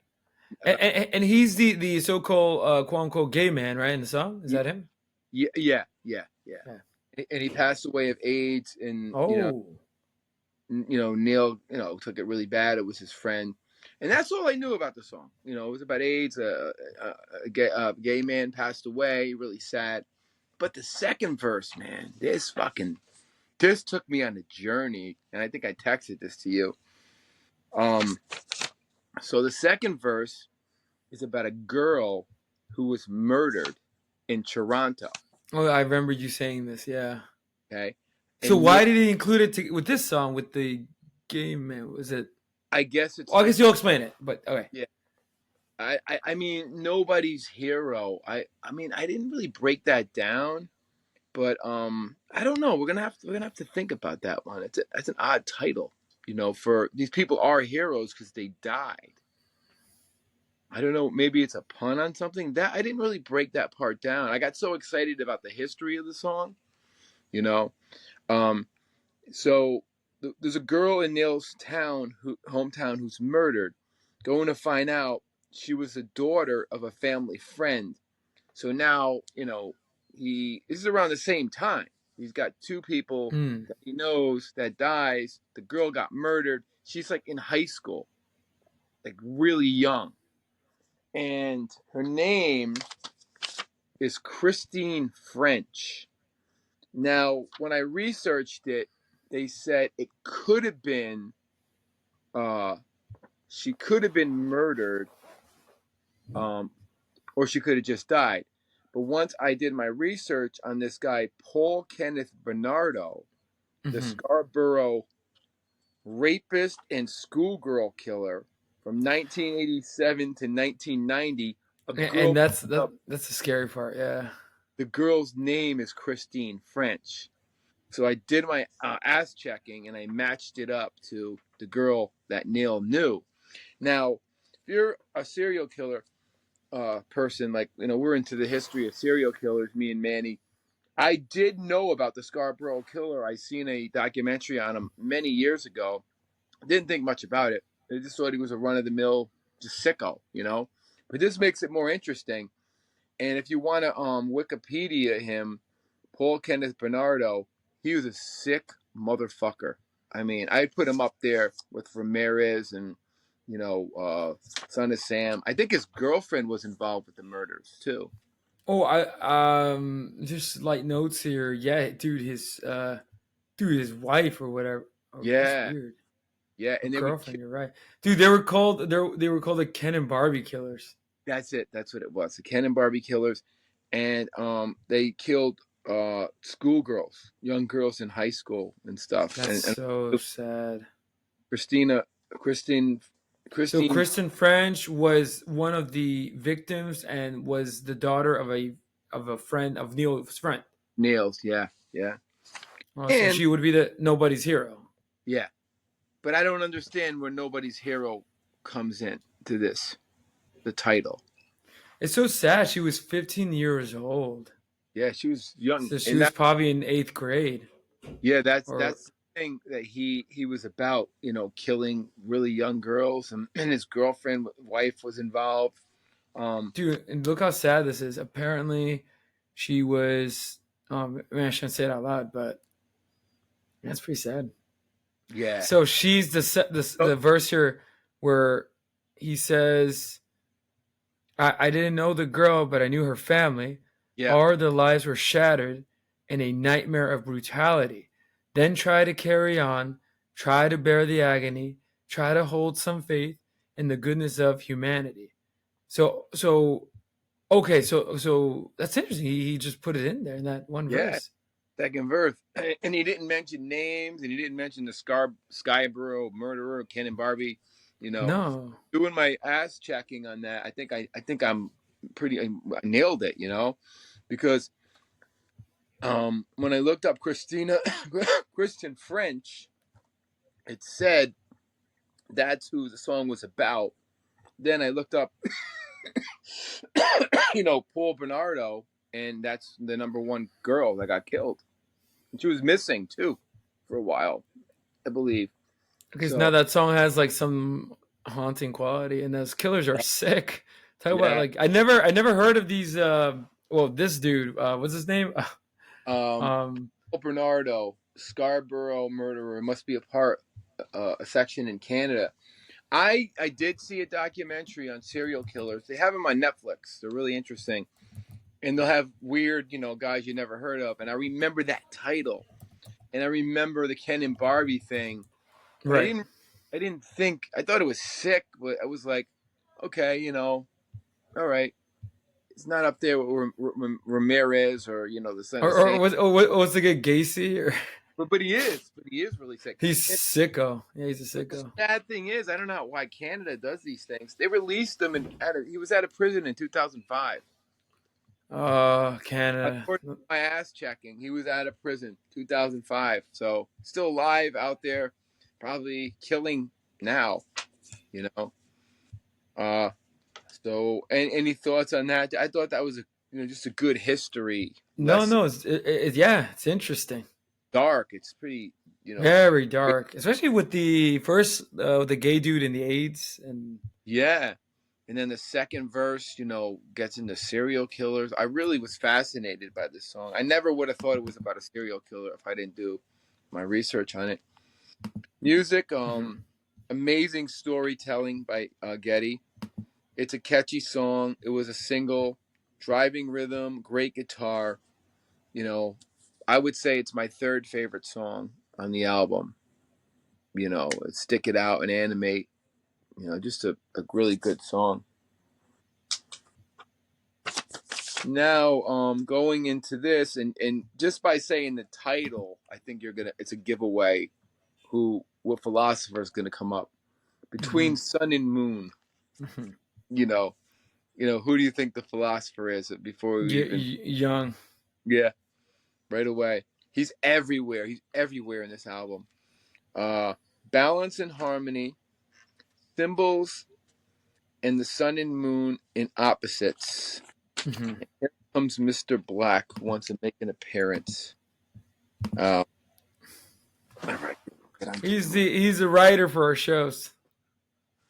This is Mr. Black. Say hi.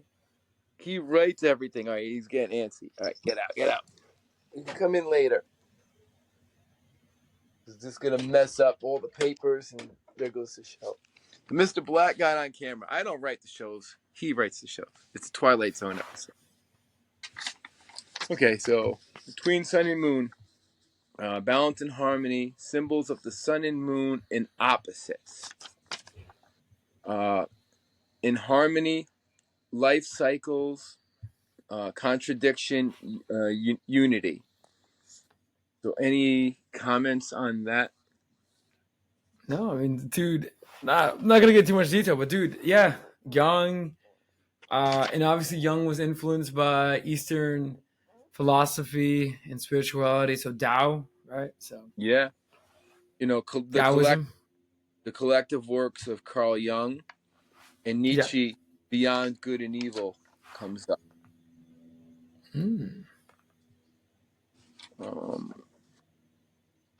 The music is heavy, guitar driven, great drums, very melodic, great bass.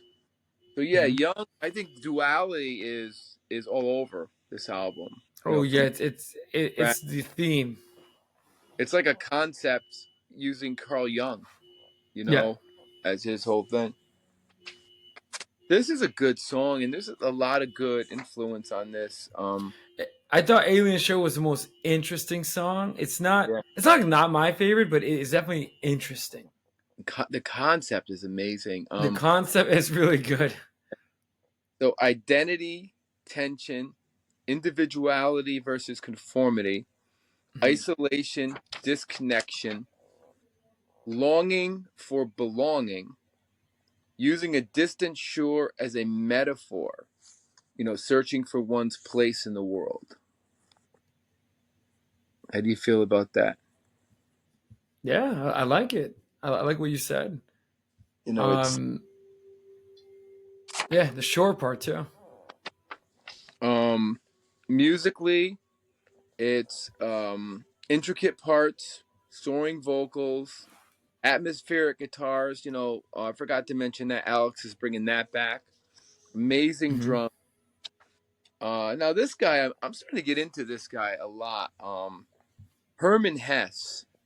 This is, he's very interesting guy. I find him fascinating because it's called The Glass Bead Game. I don't know if you're familiar with that book. Individual versus conformity. Now I did my research on him, and he was born in like 1870, and like by the time World War I came around, he was a pretty successful writer. He felt guilty, and he joined up in the war. He said, I'm a successful writer, and all these young kids that have no money are dying. I'm going to join the war. And this is in Germany in 1914, World War One, and at the time he was in the war. He had to leave because his wife had schizophrenia and his son was very ill. Mm-hmm. So he left and he couldn't work it out with his wife. She just like pretty much went what do you call it when you lost it completely with schizophrenia? Mania. I think she went into mania and he couldn't work it out with her. And then he spent the most of his career writing this book, The Glass Bead Game. And then he married a Jewish woman and was anti World War II. You know, and the Nazis were like, they fucking hated him. They were like pissed. You're not gonna fight for your country. You're not gonna support this great country. And he was like, hell no. He was like, kind of like a standing up for what he believed in, and that was a dangerous time. So he was in hiding, writing this book till the end of his life. Well, no, I guess he died in the '60s. He lived a long life. But I just find him fascinating. I don't know if you, Interesting life. yeah, not a well-known guy, right? I mean, sorry, what was it called? Well, I think well Siddhartha.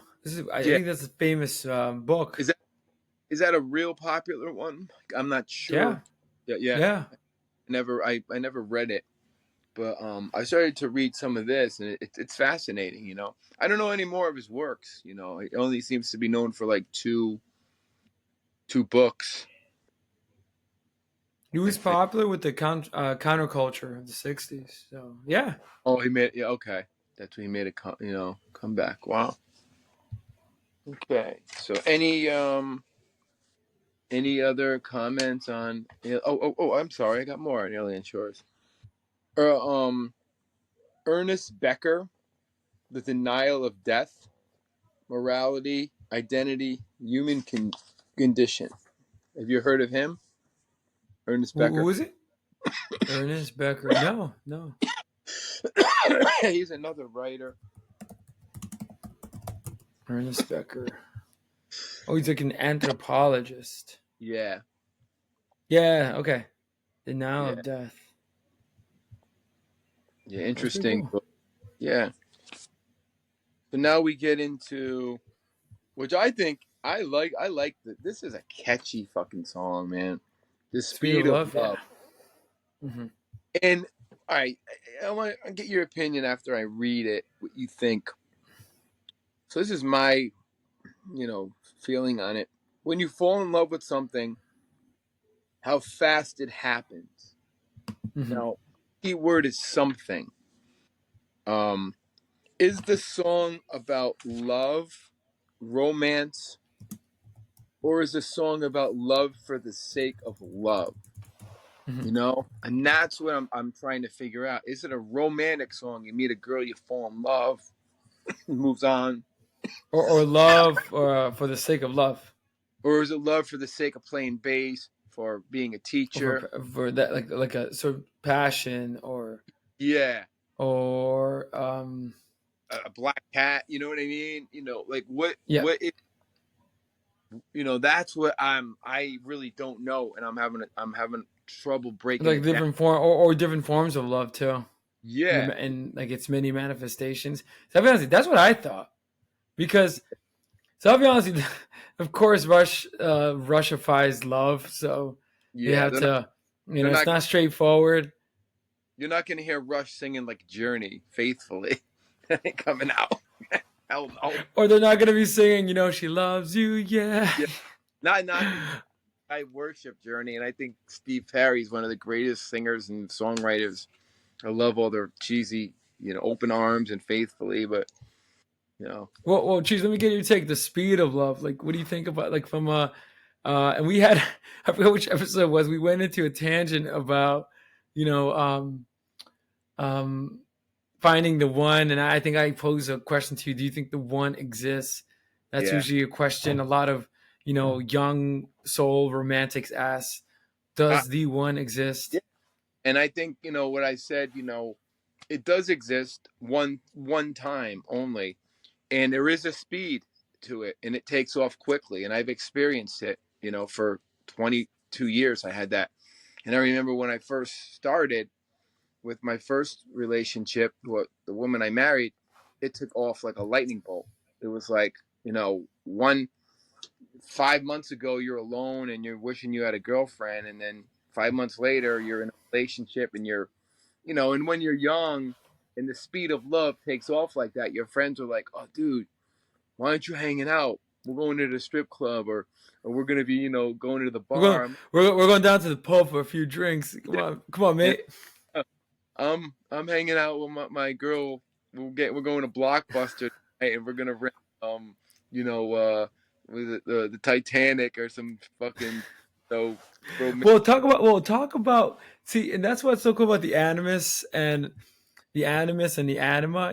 When you meet, that's the so that's the so this is Jung's psychology and philosophy, but see, that's why if you're not in tune, right? Like when you're in relationship, that is the external manifestation of the Anima and Animus. And so you need to I don't mean to cut you off, but somebody just called me, and now did I fuck it up? I didn't answer, no, but okay, no, I because see. now it went back down to 0, like we started all over again on my counter. Okay, I don't think so. okay. Oh no, what that is the upload because it uploads to a cloud. Oh, okay. Yeah. I'm sorry. So no, so what I'm saying is like it's so funny how you say that.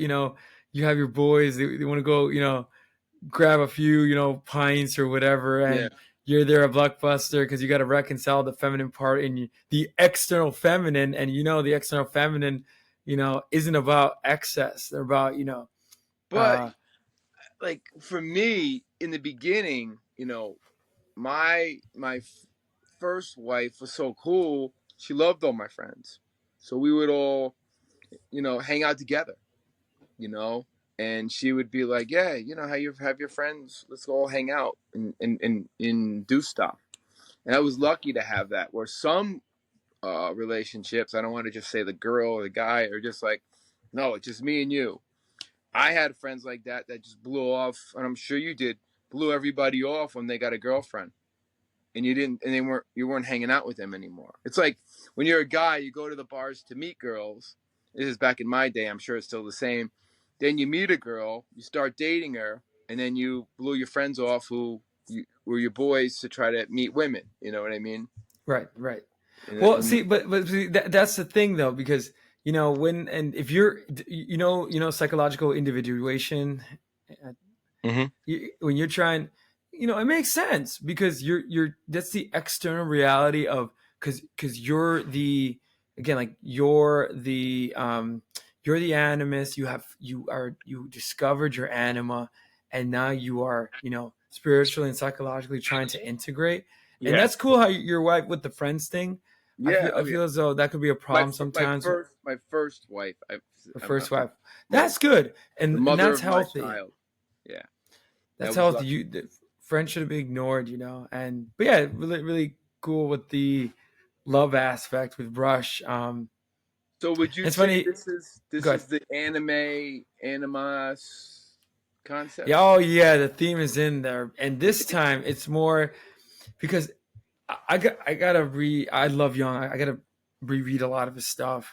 But it's my suspicion because the thing is so cool. But so I feel as though like love or healthy relationships is that sort of the external manifestation of the anima and animus reconcile, right? Yeah, Not even reconciling, integrating, coming yeah, together, yeah, right? So the song is the speed of that love, and so um, and it's funny because this is really cool. Jung, if I remember correctly, he observed 4 levels of the anima development. Again, this is like mhm, the woman's. We're speaking about love, yeah, and Eve, Helen, Mary, Sophia, and there's like levels to it. And so yeah, men have to integrate the self by interacting with their anima. yeah. Well, So it's really Sophia would cool. be knowledge. If I had to take a guess, yeah. Yeah, yeah, that's interesting. So the final So question is, what is the speed of love? Like, what do you think, is it? Cheech? You've been in love. What do you think? I think this is not a love song. I think it's just No, no. love for the sake of love, and you pick what you want to fall in love with. You know, you want to fall in love with playing the bass. You want to fall in love with a girl. You want to fall in love Yeah, with or things that take you to a higher plane. exactly. You know, spirituality. You can fall in love with reading Nietzsche or Dude, there's even a love of murderers. Speaking of serial killers. oh yeah, the Dahmer, the love of going out and killing. In some It's sick horrible. way, those people must have a a passion to want to hurt people. I mean, Yeah, that's I sick. feel as though they see love in that, you know? Yeah, that's a great psychology analyzation. How do you It's, take yeah, it's, love, the most beautiful thing, and put it into an evil thing? you distort it. Yeah. Or people, and you've heard the term, oh, they just love to cause trouble. They just love to cause trouble. And I know one in particular, I won't mention the scheming demon's name, but we know that that person loves to stir up shit, you know. So that exists. So this is not romance, it's the love for the sake of love. Right? Could end it Great with song at the end of the day, lyrically. oh my Very, very god. nice. Should have been on the radio. Should have been on the radio. Yeah, yeah. I think it's the catchiest song on the album, even more than Stick It Out. I mean, the hook is amazing. I love the hook, radio song. Um, Mhm. Light synthesizers, strong bass line, great guitar, driving rhythm. Oh, and here's some influences. You brought up Jung, which makes so much sense, but he also was reading T.S. Eliot, The Wasteland, Mm. and William Butler Yeats, The Second Coming, Search for Meaning. Well, that's So interesting. there's some poetry in there. And those guys too, to analyze, especially like T.S. Eliot, like, you know, it's hard to analyze him. You don't know what he's saying about love.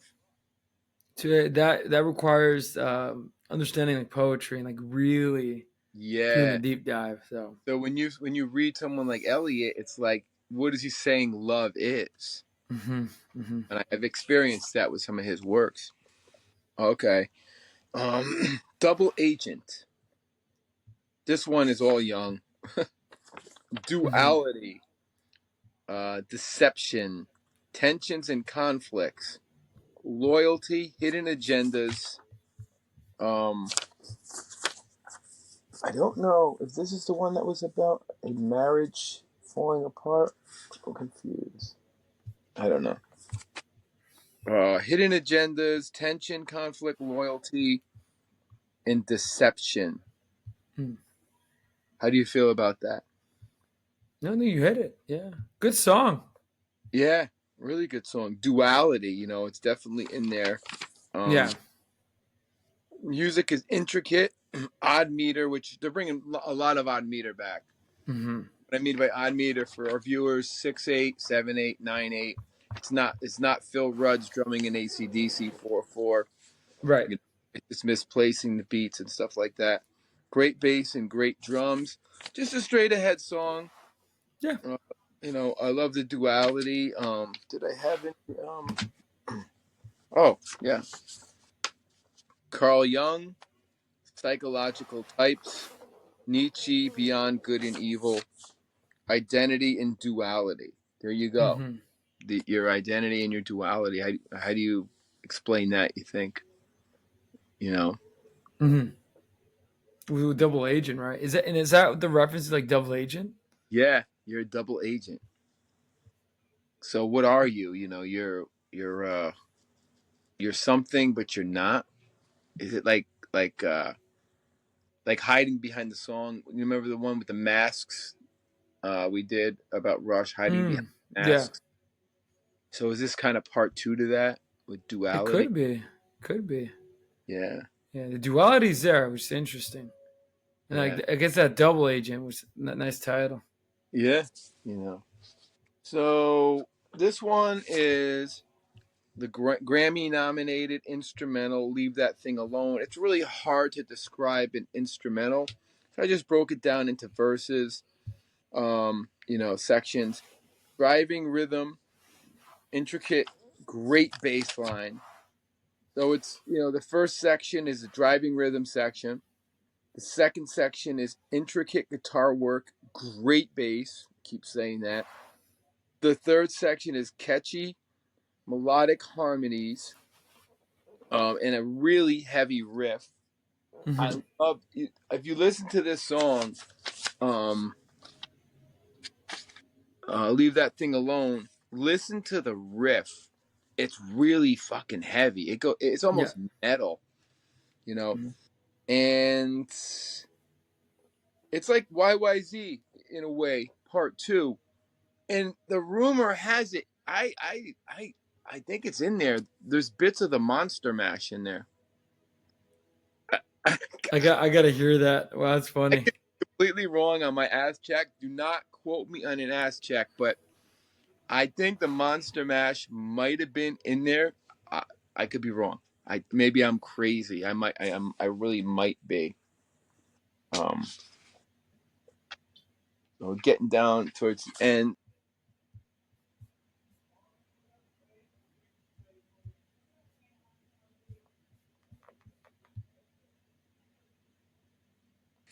Wait, you disappeared? What? Yeah. What? Okay. But I guess when the phone rings, I oh yeah, because that's the problem with recording on phone. And it goes back to 0 again. Like Cold Fire. Self-discovery, relationship, search for the inner strength, emotional struggle, this is the one, saving a relationship. This song deals with excuse me, the struggles to make a relationship work. So this song, to me, is about a relationship that's going wrong. Once again, they don't make it clear. It's not open arms. It's not faithfully. What's the relationship? Is it a guy and a girl? Is it bandmates? Is Getty and Alex fighting over parts and struggling to make the song work? So where is? I'm not seeing or it could be a marriage going bad. I don't know. What do you think on the lyrics? Well, that's interesting. They're interesting lyrics for sure, and that duality idea comes up. Cold Fire too. Yeah, emotional struggle, saving a relationship, self-discovery, inner strength. Right. It's all in there, but it's like, what? I know it's a relationship, but that's what they puzzle you. They make you think. I guess it's open for interpretation how you want to take it. It's interesting. Yeah, exactly. And there's some interesting writers in here too. Catchy song, very radio friendly. Great background vocals. Now Rush isn't known for their background vocals, but in this song, you really can hear the background vocals. Oh wow! And you really hear Getty singing over the background vocals, which I think is really cool. Sartre comes up, Nietzsche, Being in Nothing, Personal Struggle, Human Existence, Hemingway, Shakespeare, and Orwell. And they've come up before with his works, So any comments on that? What do you think? You think it's a struggle between a girl and a guy? And once again, we're going back to, like that. It's another weird, not weird, but interesting, like love take, but we're not sure. Yeah. Obviously, it has interesting lines such as, "I said if love has these conditions, I don't understand those songs you love. She said this is not a love song. This isn't Fantasyland. So again, I think it's that duality wrestling with each other once again. So if okay, you just gave a good clue. She. Yeah. There is a she in the song. Yeah. Yes. So that could be a giveaway that it's a relationship going wrong between a man and a woman. Yeah. Yeah. And also it could be you know how we talk about the meanings of love? Maybe there's two meanings of love in this song. And they're kind of like duking it out, you know? Yeah. Yeah. Great lines, for example, you know how complex women are. I'll be around if you don't let me down too far. So Wow. So it's totally it's a relationship. It's a yeah. relationship. Neil. What was interesting that towards the end, Getty and Neil Wright don't go too far. The phosphorescent wave on a tropical sea is a cold fire. I wonder if that's a metaphor for marriage. Wow. Don't Holy cross the shit. line. The pattern of moonlight on the bedroom floor is a cold fire.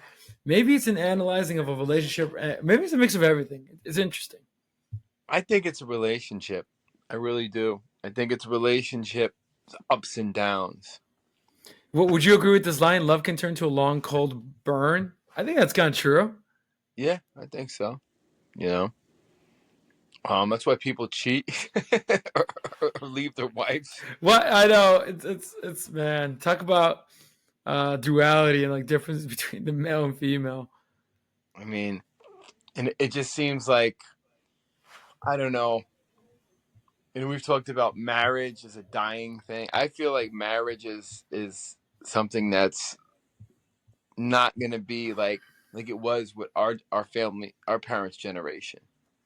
I Like don't I think feel like people. it will be, but you would have to like really look and Yeah, pockets into society. you know, you wonder like, are people going to be married that are married now, 40 years from now? I mean, what's the percentage? Like, what's the stats going to be on that? If you base it on these statistics, things look bleak because, Yeah. and it's funny because most, like for example, like Catholics are really interested in divorce rates, right? Because Mm-hmm. one of the controversial things that Jesus says, you know, he no divorce, Yeah, and and you know, I'm a no, believer. no, no, no. And the only reason why I say that is, I don't know if I'm like they're interested in like the divorce statistics because you're right. I mean, someone gets married today. What are the odds that they'll be to get I you mean, know? you know, when you marry somebody, you think we're gonna die together. You make vows. We're gonna grow Yeah, old, and no, and that's gone in a way. Like people don't believe in that spirituality of it anymore. no, You know, no, it's more. I feel like it's become a like you know how there is the routine or tradition of a person graduating high school and going to college, for yeah, example. it's a business almost. It's a business or one more thing in the bucket list. Yeah, and like I'm not knocking it because I've been there, and it was successful. You know, for like a nice run, like an athlete. You know what I mean? Like I had a good career. Like a basketball player. What do you get? What's a basketball player get? A good 12, 13 years, you That know? sounds about right. That sounds I about got right. about 22 in, you know. So I did okay. Um, but I think when you put the time in and you make the vows from my, you know, background, you stick it out, no pun intended, till you both one of them is on the deathbed. Like you ever see the movie The Notebook?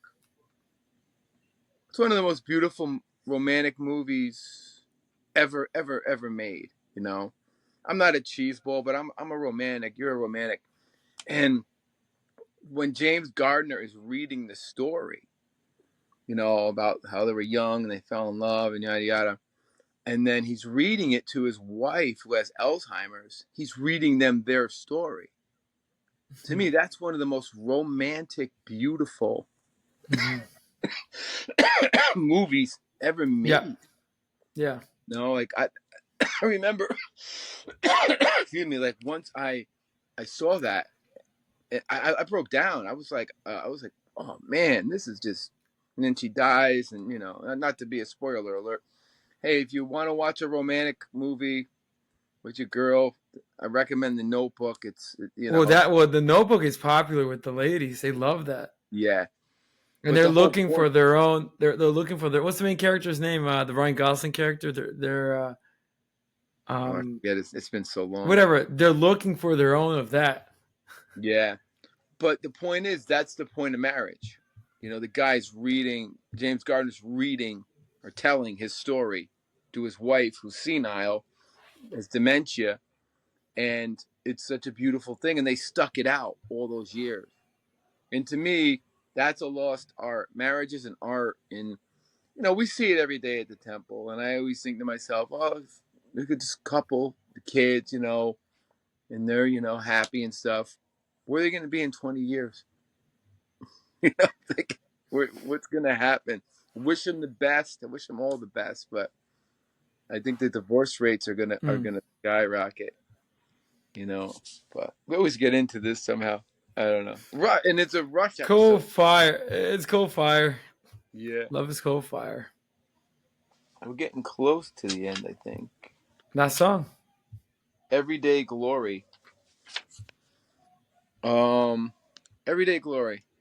Personal struggles, redemption, personal triumph, hope, poetic metaphors, finding strength in everyday life.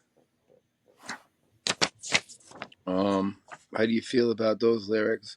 I mean, it's all a lot of the lyrics are all the same, sort of. Like the same concept. Yes. The duality of, like, they make you think. Like, if we didn't, the last song, if you didn't see the she in there, you wouldn't. That's a giveaway, but maybe it's not. But everyday glory. You wake up and you're just happy. Do you find the glory of the day? But there's personal struggles in your day, and there's personal triumphs in your day. There's hope, and then you have to have strength in everyday life. So it's like almost poetry in that sense. Mm-hmm.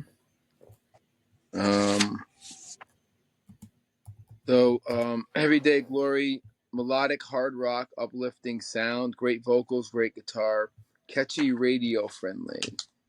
Yeah. Shakespeare comes up, Orwell, Hemingway, The Hero with 1,000 Faces by Joseph Campbell comes up as something that he was reading. So that's pretty much the breakdown of Counterparts, except for the cover. Before we get to the cover, any comments on that, on the album? No, fantastic. It's back to form, and I think most of the songs are good. Oh yeah. And I think they went back to the heavy sound, influenced by the times, the 90s. Yeah. Influenced by Primus and Pearl Jam. Thank you, Caveman Shirley, for getting Rush to do that. And I also think Rick Rubin did that with Metallica. Was that album Metallica did where they got real heavy? Maybe it was after. Was it Reload? Wasn't Death Magnetic or Yes, Reload? Death Magnetic. Right. They really didn't know what they wanted, and Rick Rubin said, "Guys, go back to form. Go back to form," and they did, and it was a great album. Right. So sometimes you got to go back to your basics, but Test for Echo is a complete change. They abandoned Counterparts, and that's interesting. I mean, I love Test for Echo. I think it's a great album. A lot of people don't, but I don't know the concept off the top of my head. I don't think there is a concept running through it like Chant on Roll the Bones, Duality on Counterparts.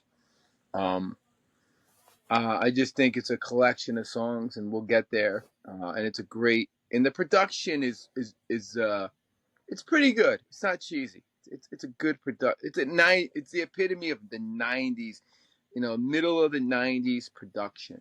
3 years later, and then Rush is over for a while because of the unfortunate accident, thing that happened to Neil with his wife and his daughter. Took a 5-year hiatus. Mm-hmm. I'm back strong with Trails, and I was happy for Neil that he had a second chance, because what he went through is a nightmare. Losing your wife and your daughter. Comes back, Vapor Trails 2002, for about a good, I don't know, 14 years. Had a good run, So they almost had like two careers. Mm-hmm. They had their career from the beginning, and then people thought they were done. When we all heard the news about Neil's wife and daughter dying, we're like, we're done. And Rush never heard from him. Like in the book Ghostwriter, he would send postcards like on Alex's birthday, "Happy birthday" from the Grand Canyon. He didn't call anybody. Like, imagine not knowing where your friend is for 5 years, your bandmate. He's just like, And especially after suffering that, you would think the yeah, worst. yeah. But I guess he did call occasionally, or in the book he did meet Alex one time in New Mexico. But and the greatest part of the book is when he decides to go to a music studio and rent a room, and he sets up a drum kit, and he hadn't played in like 5 years or 3 years, and he said it was like a little kid, playing again, and he got that spark, and he called up Rush, and he said, "Oh, I just played the drums today. I just wanted to let you know." And like, I think Geddy was like, we'll be back, you know. Mm. So it's interesting. Ghost Rider, if anybody ever read that book, I totally recommend it. Phenomenal book about Neil's healing journey, leading up to the Vapor Trails, So, but unfortunately now, Rush is old. They'll never. No, I think they went on record saying they're not. Thank. I mean, I would like to see one tribute show like the Foo Fighters did, and have like the best drummers come out and do 5 songs each. But maybe that's not in the works for them. Maybe. Oh, what was I gonna say? Is it this album? Oh no, I think it's Test for Echo. I was gonna say they do solo albums. But anyway, I'll get to the cover.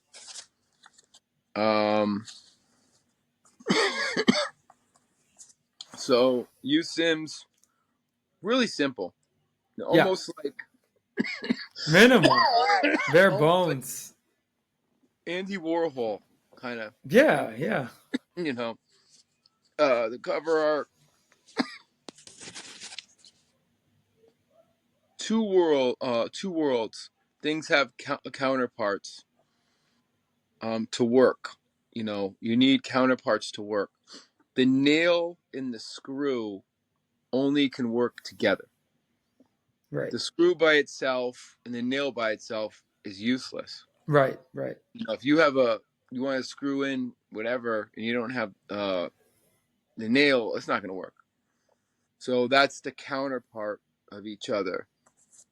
And they obviously get joined together, right? They So get joined together to make whatever thing work.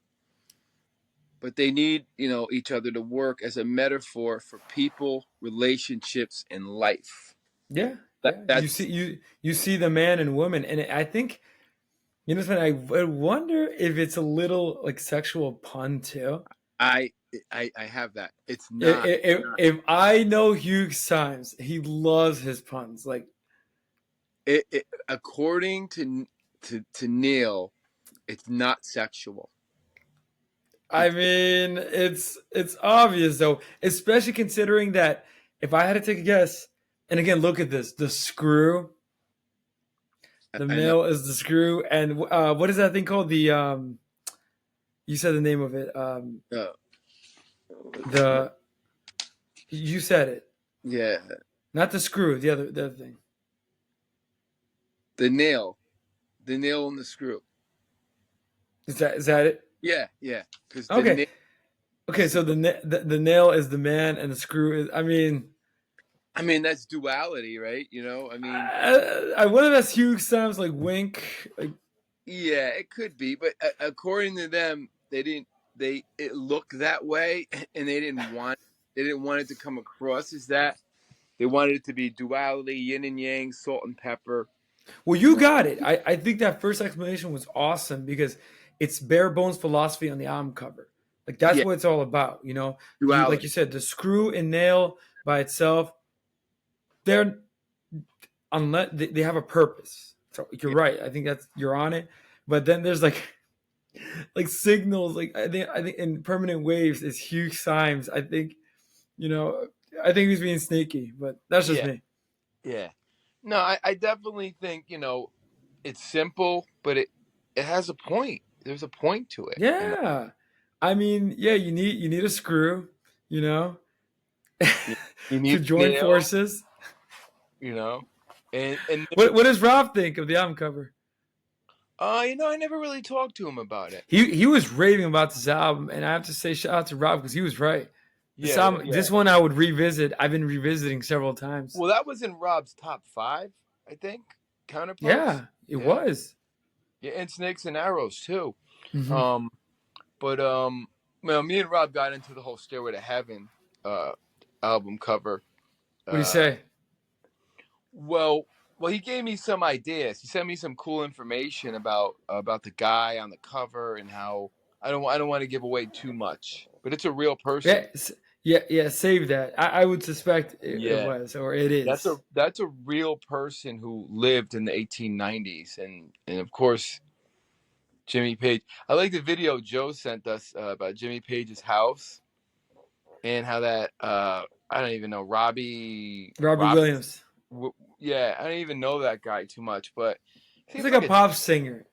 a dickhead. Like why would you fuck with Jimmy Page? You know, yeah, you're doing renovations to your house, but I don't blame Jimmy Page. I know it's old news, but like Jimmy Page, it's an old house. He doesn't want that shit to fall apart. It's an antique house. It's probably worth fucking millions of pounds or whatever, you know. Yeah.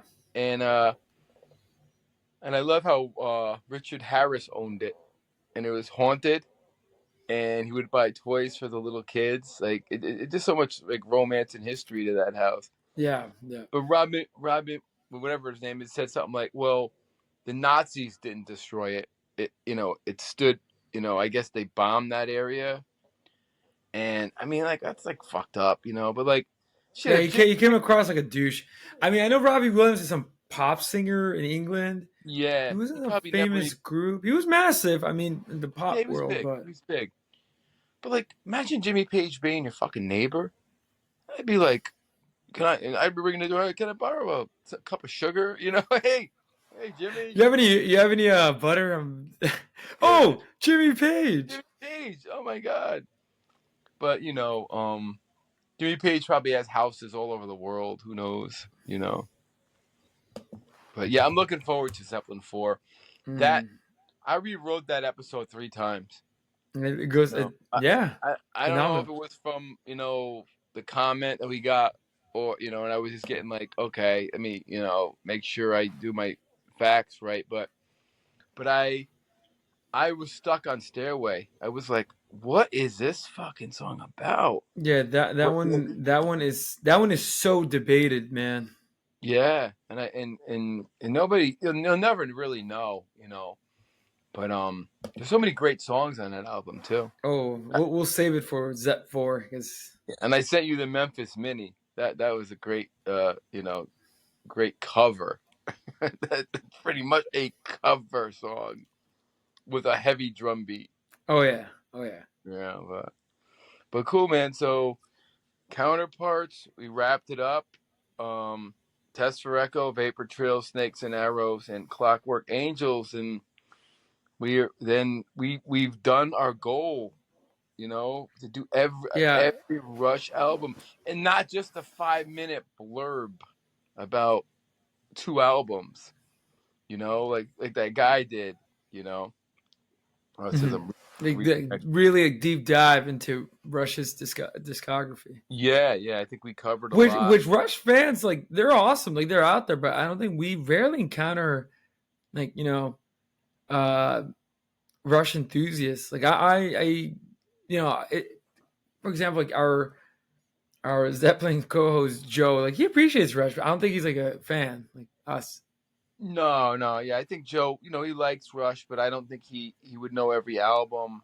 Of course, Zeppelin he would, or U2, or Genesis, or even like Devante at the Temple. We would, he would be like, oh, let me ask this person if they ever heard of Rush, and he'd ask like a 14-year-old girl, you ever hear of Rush? And of course, the girl would be like, who? Wasn't that? And then she asked some dude. He's like, that's a movie with Greg Allman and Jennifer Jason Leigh. It's like, yeah, the band, and then he got one guy that's like, if I ever heard of Rush, he's like, what are you, nuts? Of course I heard of Rush. They have the greatest drummer. And I looked at him, like, see, and he's like, well, that's an old guy. It's an old guy. So Yeah, they're out there. Like, it's and it's funny because I haven't met people, which is weird. I did meet one person at a brewery, a musician, and of course I'm saying, do you know Rush? And how does he respond? Oh yeah, I worship the band.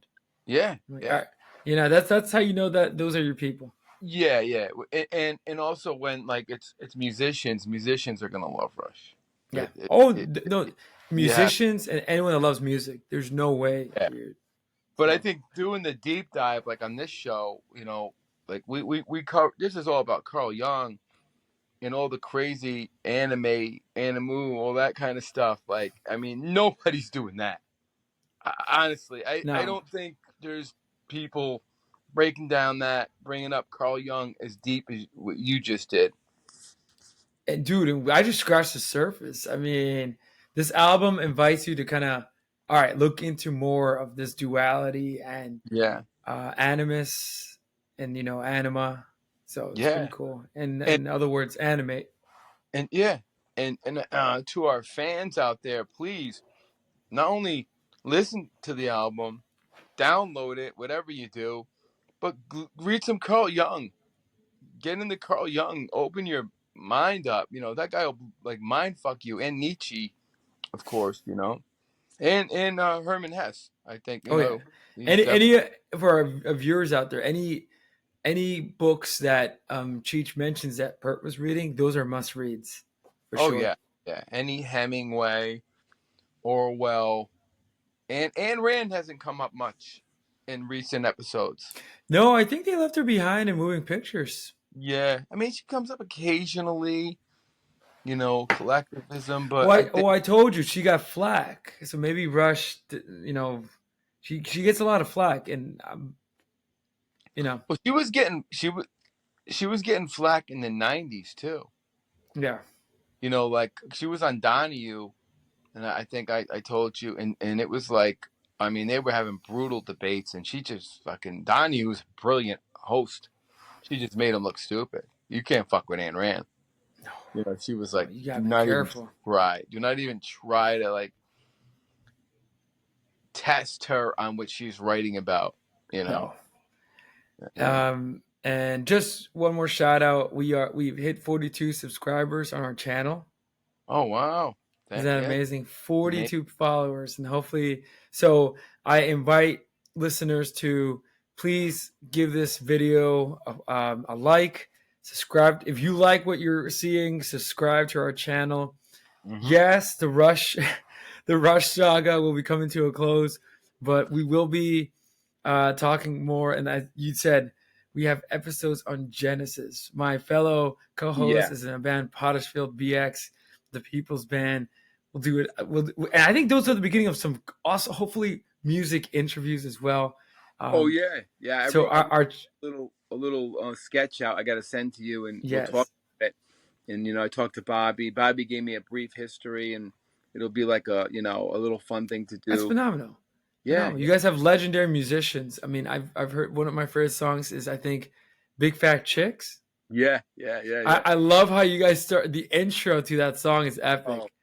Robbie Offerman, one of the drummers I've ever played with. 70. What is Robbie? He just turned 70, and he plays like a 30-year-old. He I plays mean, like a machine. I know he can get heavy. What we're gonna do is I'm gonna send you a couple videos with the lyrics on it, and you can kind of do what I'm doing, like give your interpretation of what you think it's about. Because Love it. Bobby's very interesting with his lyrics. He writes some cool stuff that makes you think. So he's definitely a great lyricist, great guy, amazing singer and frontman, and Vinny, guitar player, one of my favorite guitar players to ever play with. So Agreed. yeah, that'll be a lot of fun. And they got history. I mean, Yeah. the time. Well, and that's the thing with this channel. Like, we'll be doing more music interviews. So, Oh yeah, again, thank you so much for those 42 subscribers. I think I hopefully speak for us both. We love you. yeah, Trying to build a community. You know, it's not about. Yes, we love academic philosophy, and we love all that stuff. But at the end of the day, it's music conversations, music yeah, community. Um, if you're a Rush fan, and if you discover us, subscribe, shoot us a comment, right?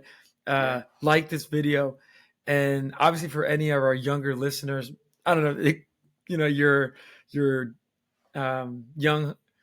I'm not gonna mention their names, but any young people that come across our channel right now, yeah, give this album a listen. Yeah. Modern music is cool, but definitely reach to the past, right? And get influenced by awesome bands like Rush and especially Counterparts, which I now realize is a great album. And You know, and back to roots. It's back to the basics for them, and bringing it all back home. bringing it all back home with Rush. That's a great one. Yeah, and definitely check out our Bob Dylan episode. That is incredible. That's one of my favorites. Um, Yeah, and we're almost up. We're rising to 3,000 views. views. Yeah. So, and check us out on Instagram. Yeah, Um, Spotify. I'm gonna be providing I'm building those channels. So I'll be providing links. But yes, um, I'll provide links down the YouTube. Check out Cheech's band Potterfield BX. He always, you know, thank um, and yeah, man. So this was pretty good, pretty cool, man. yeah, Counterparts. yeah. It's a lesson in Carl Jung duality. Pretty much, it's the Carl Jung album. It really. We had an album of Chance, Yep. and now Who an was album on. who was the chance philosopher? Oh, the Stoics. That was a Stoic. So not really with Chance, but there was some level you said Chance, but on Roll the Bones, there's something existential about it. Some Yeah. and if obviously there is a stoic element on that Yeah. album, right? It's kind of interesting, and that has to do with Chance too, in terms of how you deal with life's probability, randomness, chance. So. Yeah. So the next rush will be I have it written, so we'll record it, test for echo, and then the last three I'm gonna hold off on, writing it, and I know Genesis is gonna be fun because that's Oh, all. we still have the punk episode too in the back burner. That's Yeah, coming. yeah, So we're gonna be looking at the prehistoric punk and the and punk genre. I would love to get the Legends episode too with Devontae and That's Leslie. coming. Because I have that. That's also in the works. Yeah, and that's just basically opinions because what buddy legend and and what makes him. And obviously, Puff Daddy is not a legend anymore. Or no. Oh, maybe he's a No, but legend for the wrong reasons. exactly. So maybe we can do that soon too because I was talking to Devontae about I want to get him back on the show because he's always fun to mess around with. Gotta love the kid. But anyway, so great show. Covered a lot of shit. Duality and Young and Rush getting back to basics. Thank you, Caveman Shirley, for getting them there. And and it's still, the thought-provoking lyrics like of love, relationship. I love that. It's like it's not like Zeppelin where it's thought provoking, and there's love, and then there's a fucking Hobbit. Wait a second. Yeah, that's how Zeppelin, dude. That's how listening to Zeppelin is. Yeah, like Yeah. I think. Yeah, or then and then they're screaming, from inner pain about working from 7 to 11. Yeah, yeah, yeah. It's funny, yeah, yeah. I love that. Working from 7 to 11, the girl's gonna leave him. That, by the way, that's a temple anthem. Take a UPT, dude. Be with your girl. Take a Listen, sick day. that's why he's saying I have no PTO, no sick time. Gotta put in my UPT, or my baby, or my lover's gonna leave me. I know. Oh my God, UPT. It sounds like a 1970s venereal disease. Sounds like a 1970s like soft rock band, UPT. UPT coming from you, WPL. No. Oh, and we got to do that too. We got to do our soft rock. Oh, by the way, I love I think I told you today they call it yacht rock, which I hate that. I hate that. That's so, and I think we should do that to kind of explore the origins, and we'll do it. I think so. Again, for any new listeners right now that come across this video, it's not just about Rush. Now, obviously, join the Rush galaxy. We are with you, man. Like we are on that planet Xanadu. We're with you. But this is a music show, so we'll be discussing all the greatest musicians, the greatest lyricists, the greatest music at the end of the day. I mean, I want to sit down. It's going to take me time, but I want to do a whole Mozart episode. And man, and we'll use the movie as the backdrop, and blend in the whole Salieri concept. Where Salieri got the wrong, in my opinion, he did not kill the man. The Freemasons killed Mozart. So that's the next step. That would be one of our future episodes, exploring Mozart, what happened to him, the conspiracy. The magic flute killed Mozart, in my opinion. And I don't know how true the Requiem Mass was for, the guy, knocking on his door, money so he could write a Requiem Mass, and he went crazy. We'll do the historical research. We'll do the movie. Yeah. And we'll explore some of his greatest compositions, like the Magic Flute, which you claims killed him. And my favorite, Symphony No. 40, which is one of the greatest pieces of music on the planet in his history. So just the fact that all this came from this man. I mean, I love Don Giovanni, Marriage of Figaro. I mean, some of the, the big three, Bach, Beethoven, and Mozart, Yeah. So, then there's Paganini, who's like the Robert Johnson of the classical. He would come to the gigs in a black stagecoach and a black horse, all black, get out of it. He had long hair, had his violin, run to the stage, play so fast that people would pass out because they thought it was satanic. They thought it was demonic. Imagine how twisted that is to see somebody that good doing something that different. That's weird. At that time. Yeah. So yeah, amazing stuff, man. But anyway, great episode. Great seeing you. And till next time, I think maybe we'll shoot for Zeppelin 4, with Joe for our next episode if Joe's available, which is going to be. Warn him, that'll be 4 hours. Oh, Stairway to Heaven and Battle Evermore is going to be like forever. I tell you, not a lot of philosophy, but No, it's more poetry, more interpretation, more looking into the esoteric, which is always difficult. You really got to have a mind for it. You do, and a lot of Middle Eastern or Eastern philosophy, that kind of. And also, I'll save it, but yeah. So the metaphysical world, cool. But all right, Manny, always a pleasure. Always. Great show, and till next time, Nanu, the People's Podcast. The People's Podcast. Manny Music Show. Keep on digging it. Have a good night. Keep on rocking. And what's the stick it out? Stick it out. That's it, man. All right, Cheech. And nobody's hero. No, remember, Middletown Dreams. Nobody's hero. Yeah, Middletown Dreams. You are nobody. Nobody's hero, man. And listen, we know the truth. You are a hero, but you're nobody's hero. Exactly. And even at the temple, if you think you're a hero, no, you're nobody's hero. We all have those nobody heroes. That's another label for a temple worker, the nobody's heroes. Exactly. That's a good one. All right, man. All right, Cheech, man. Till the next one. Led Zeppelin 4, hopefully. Yep.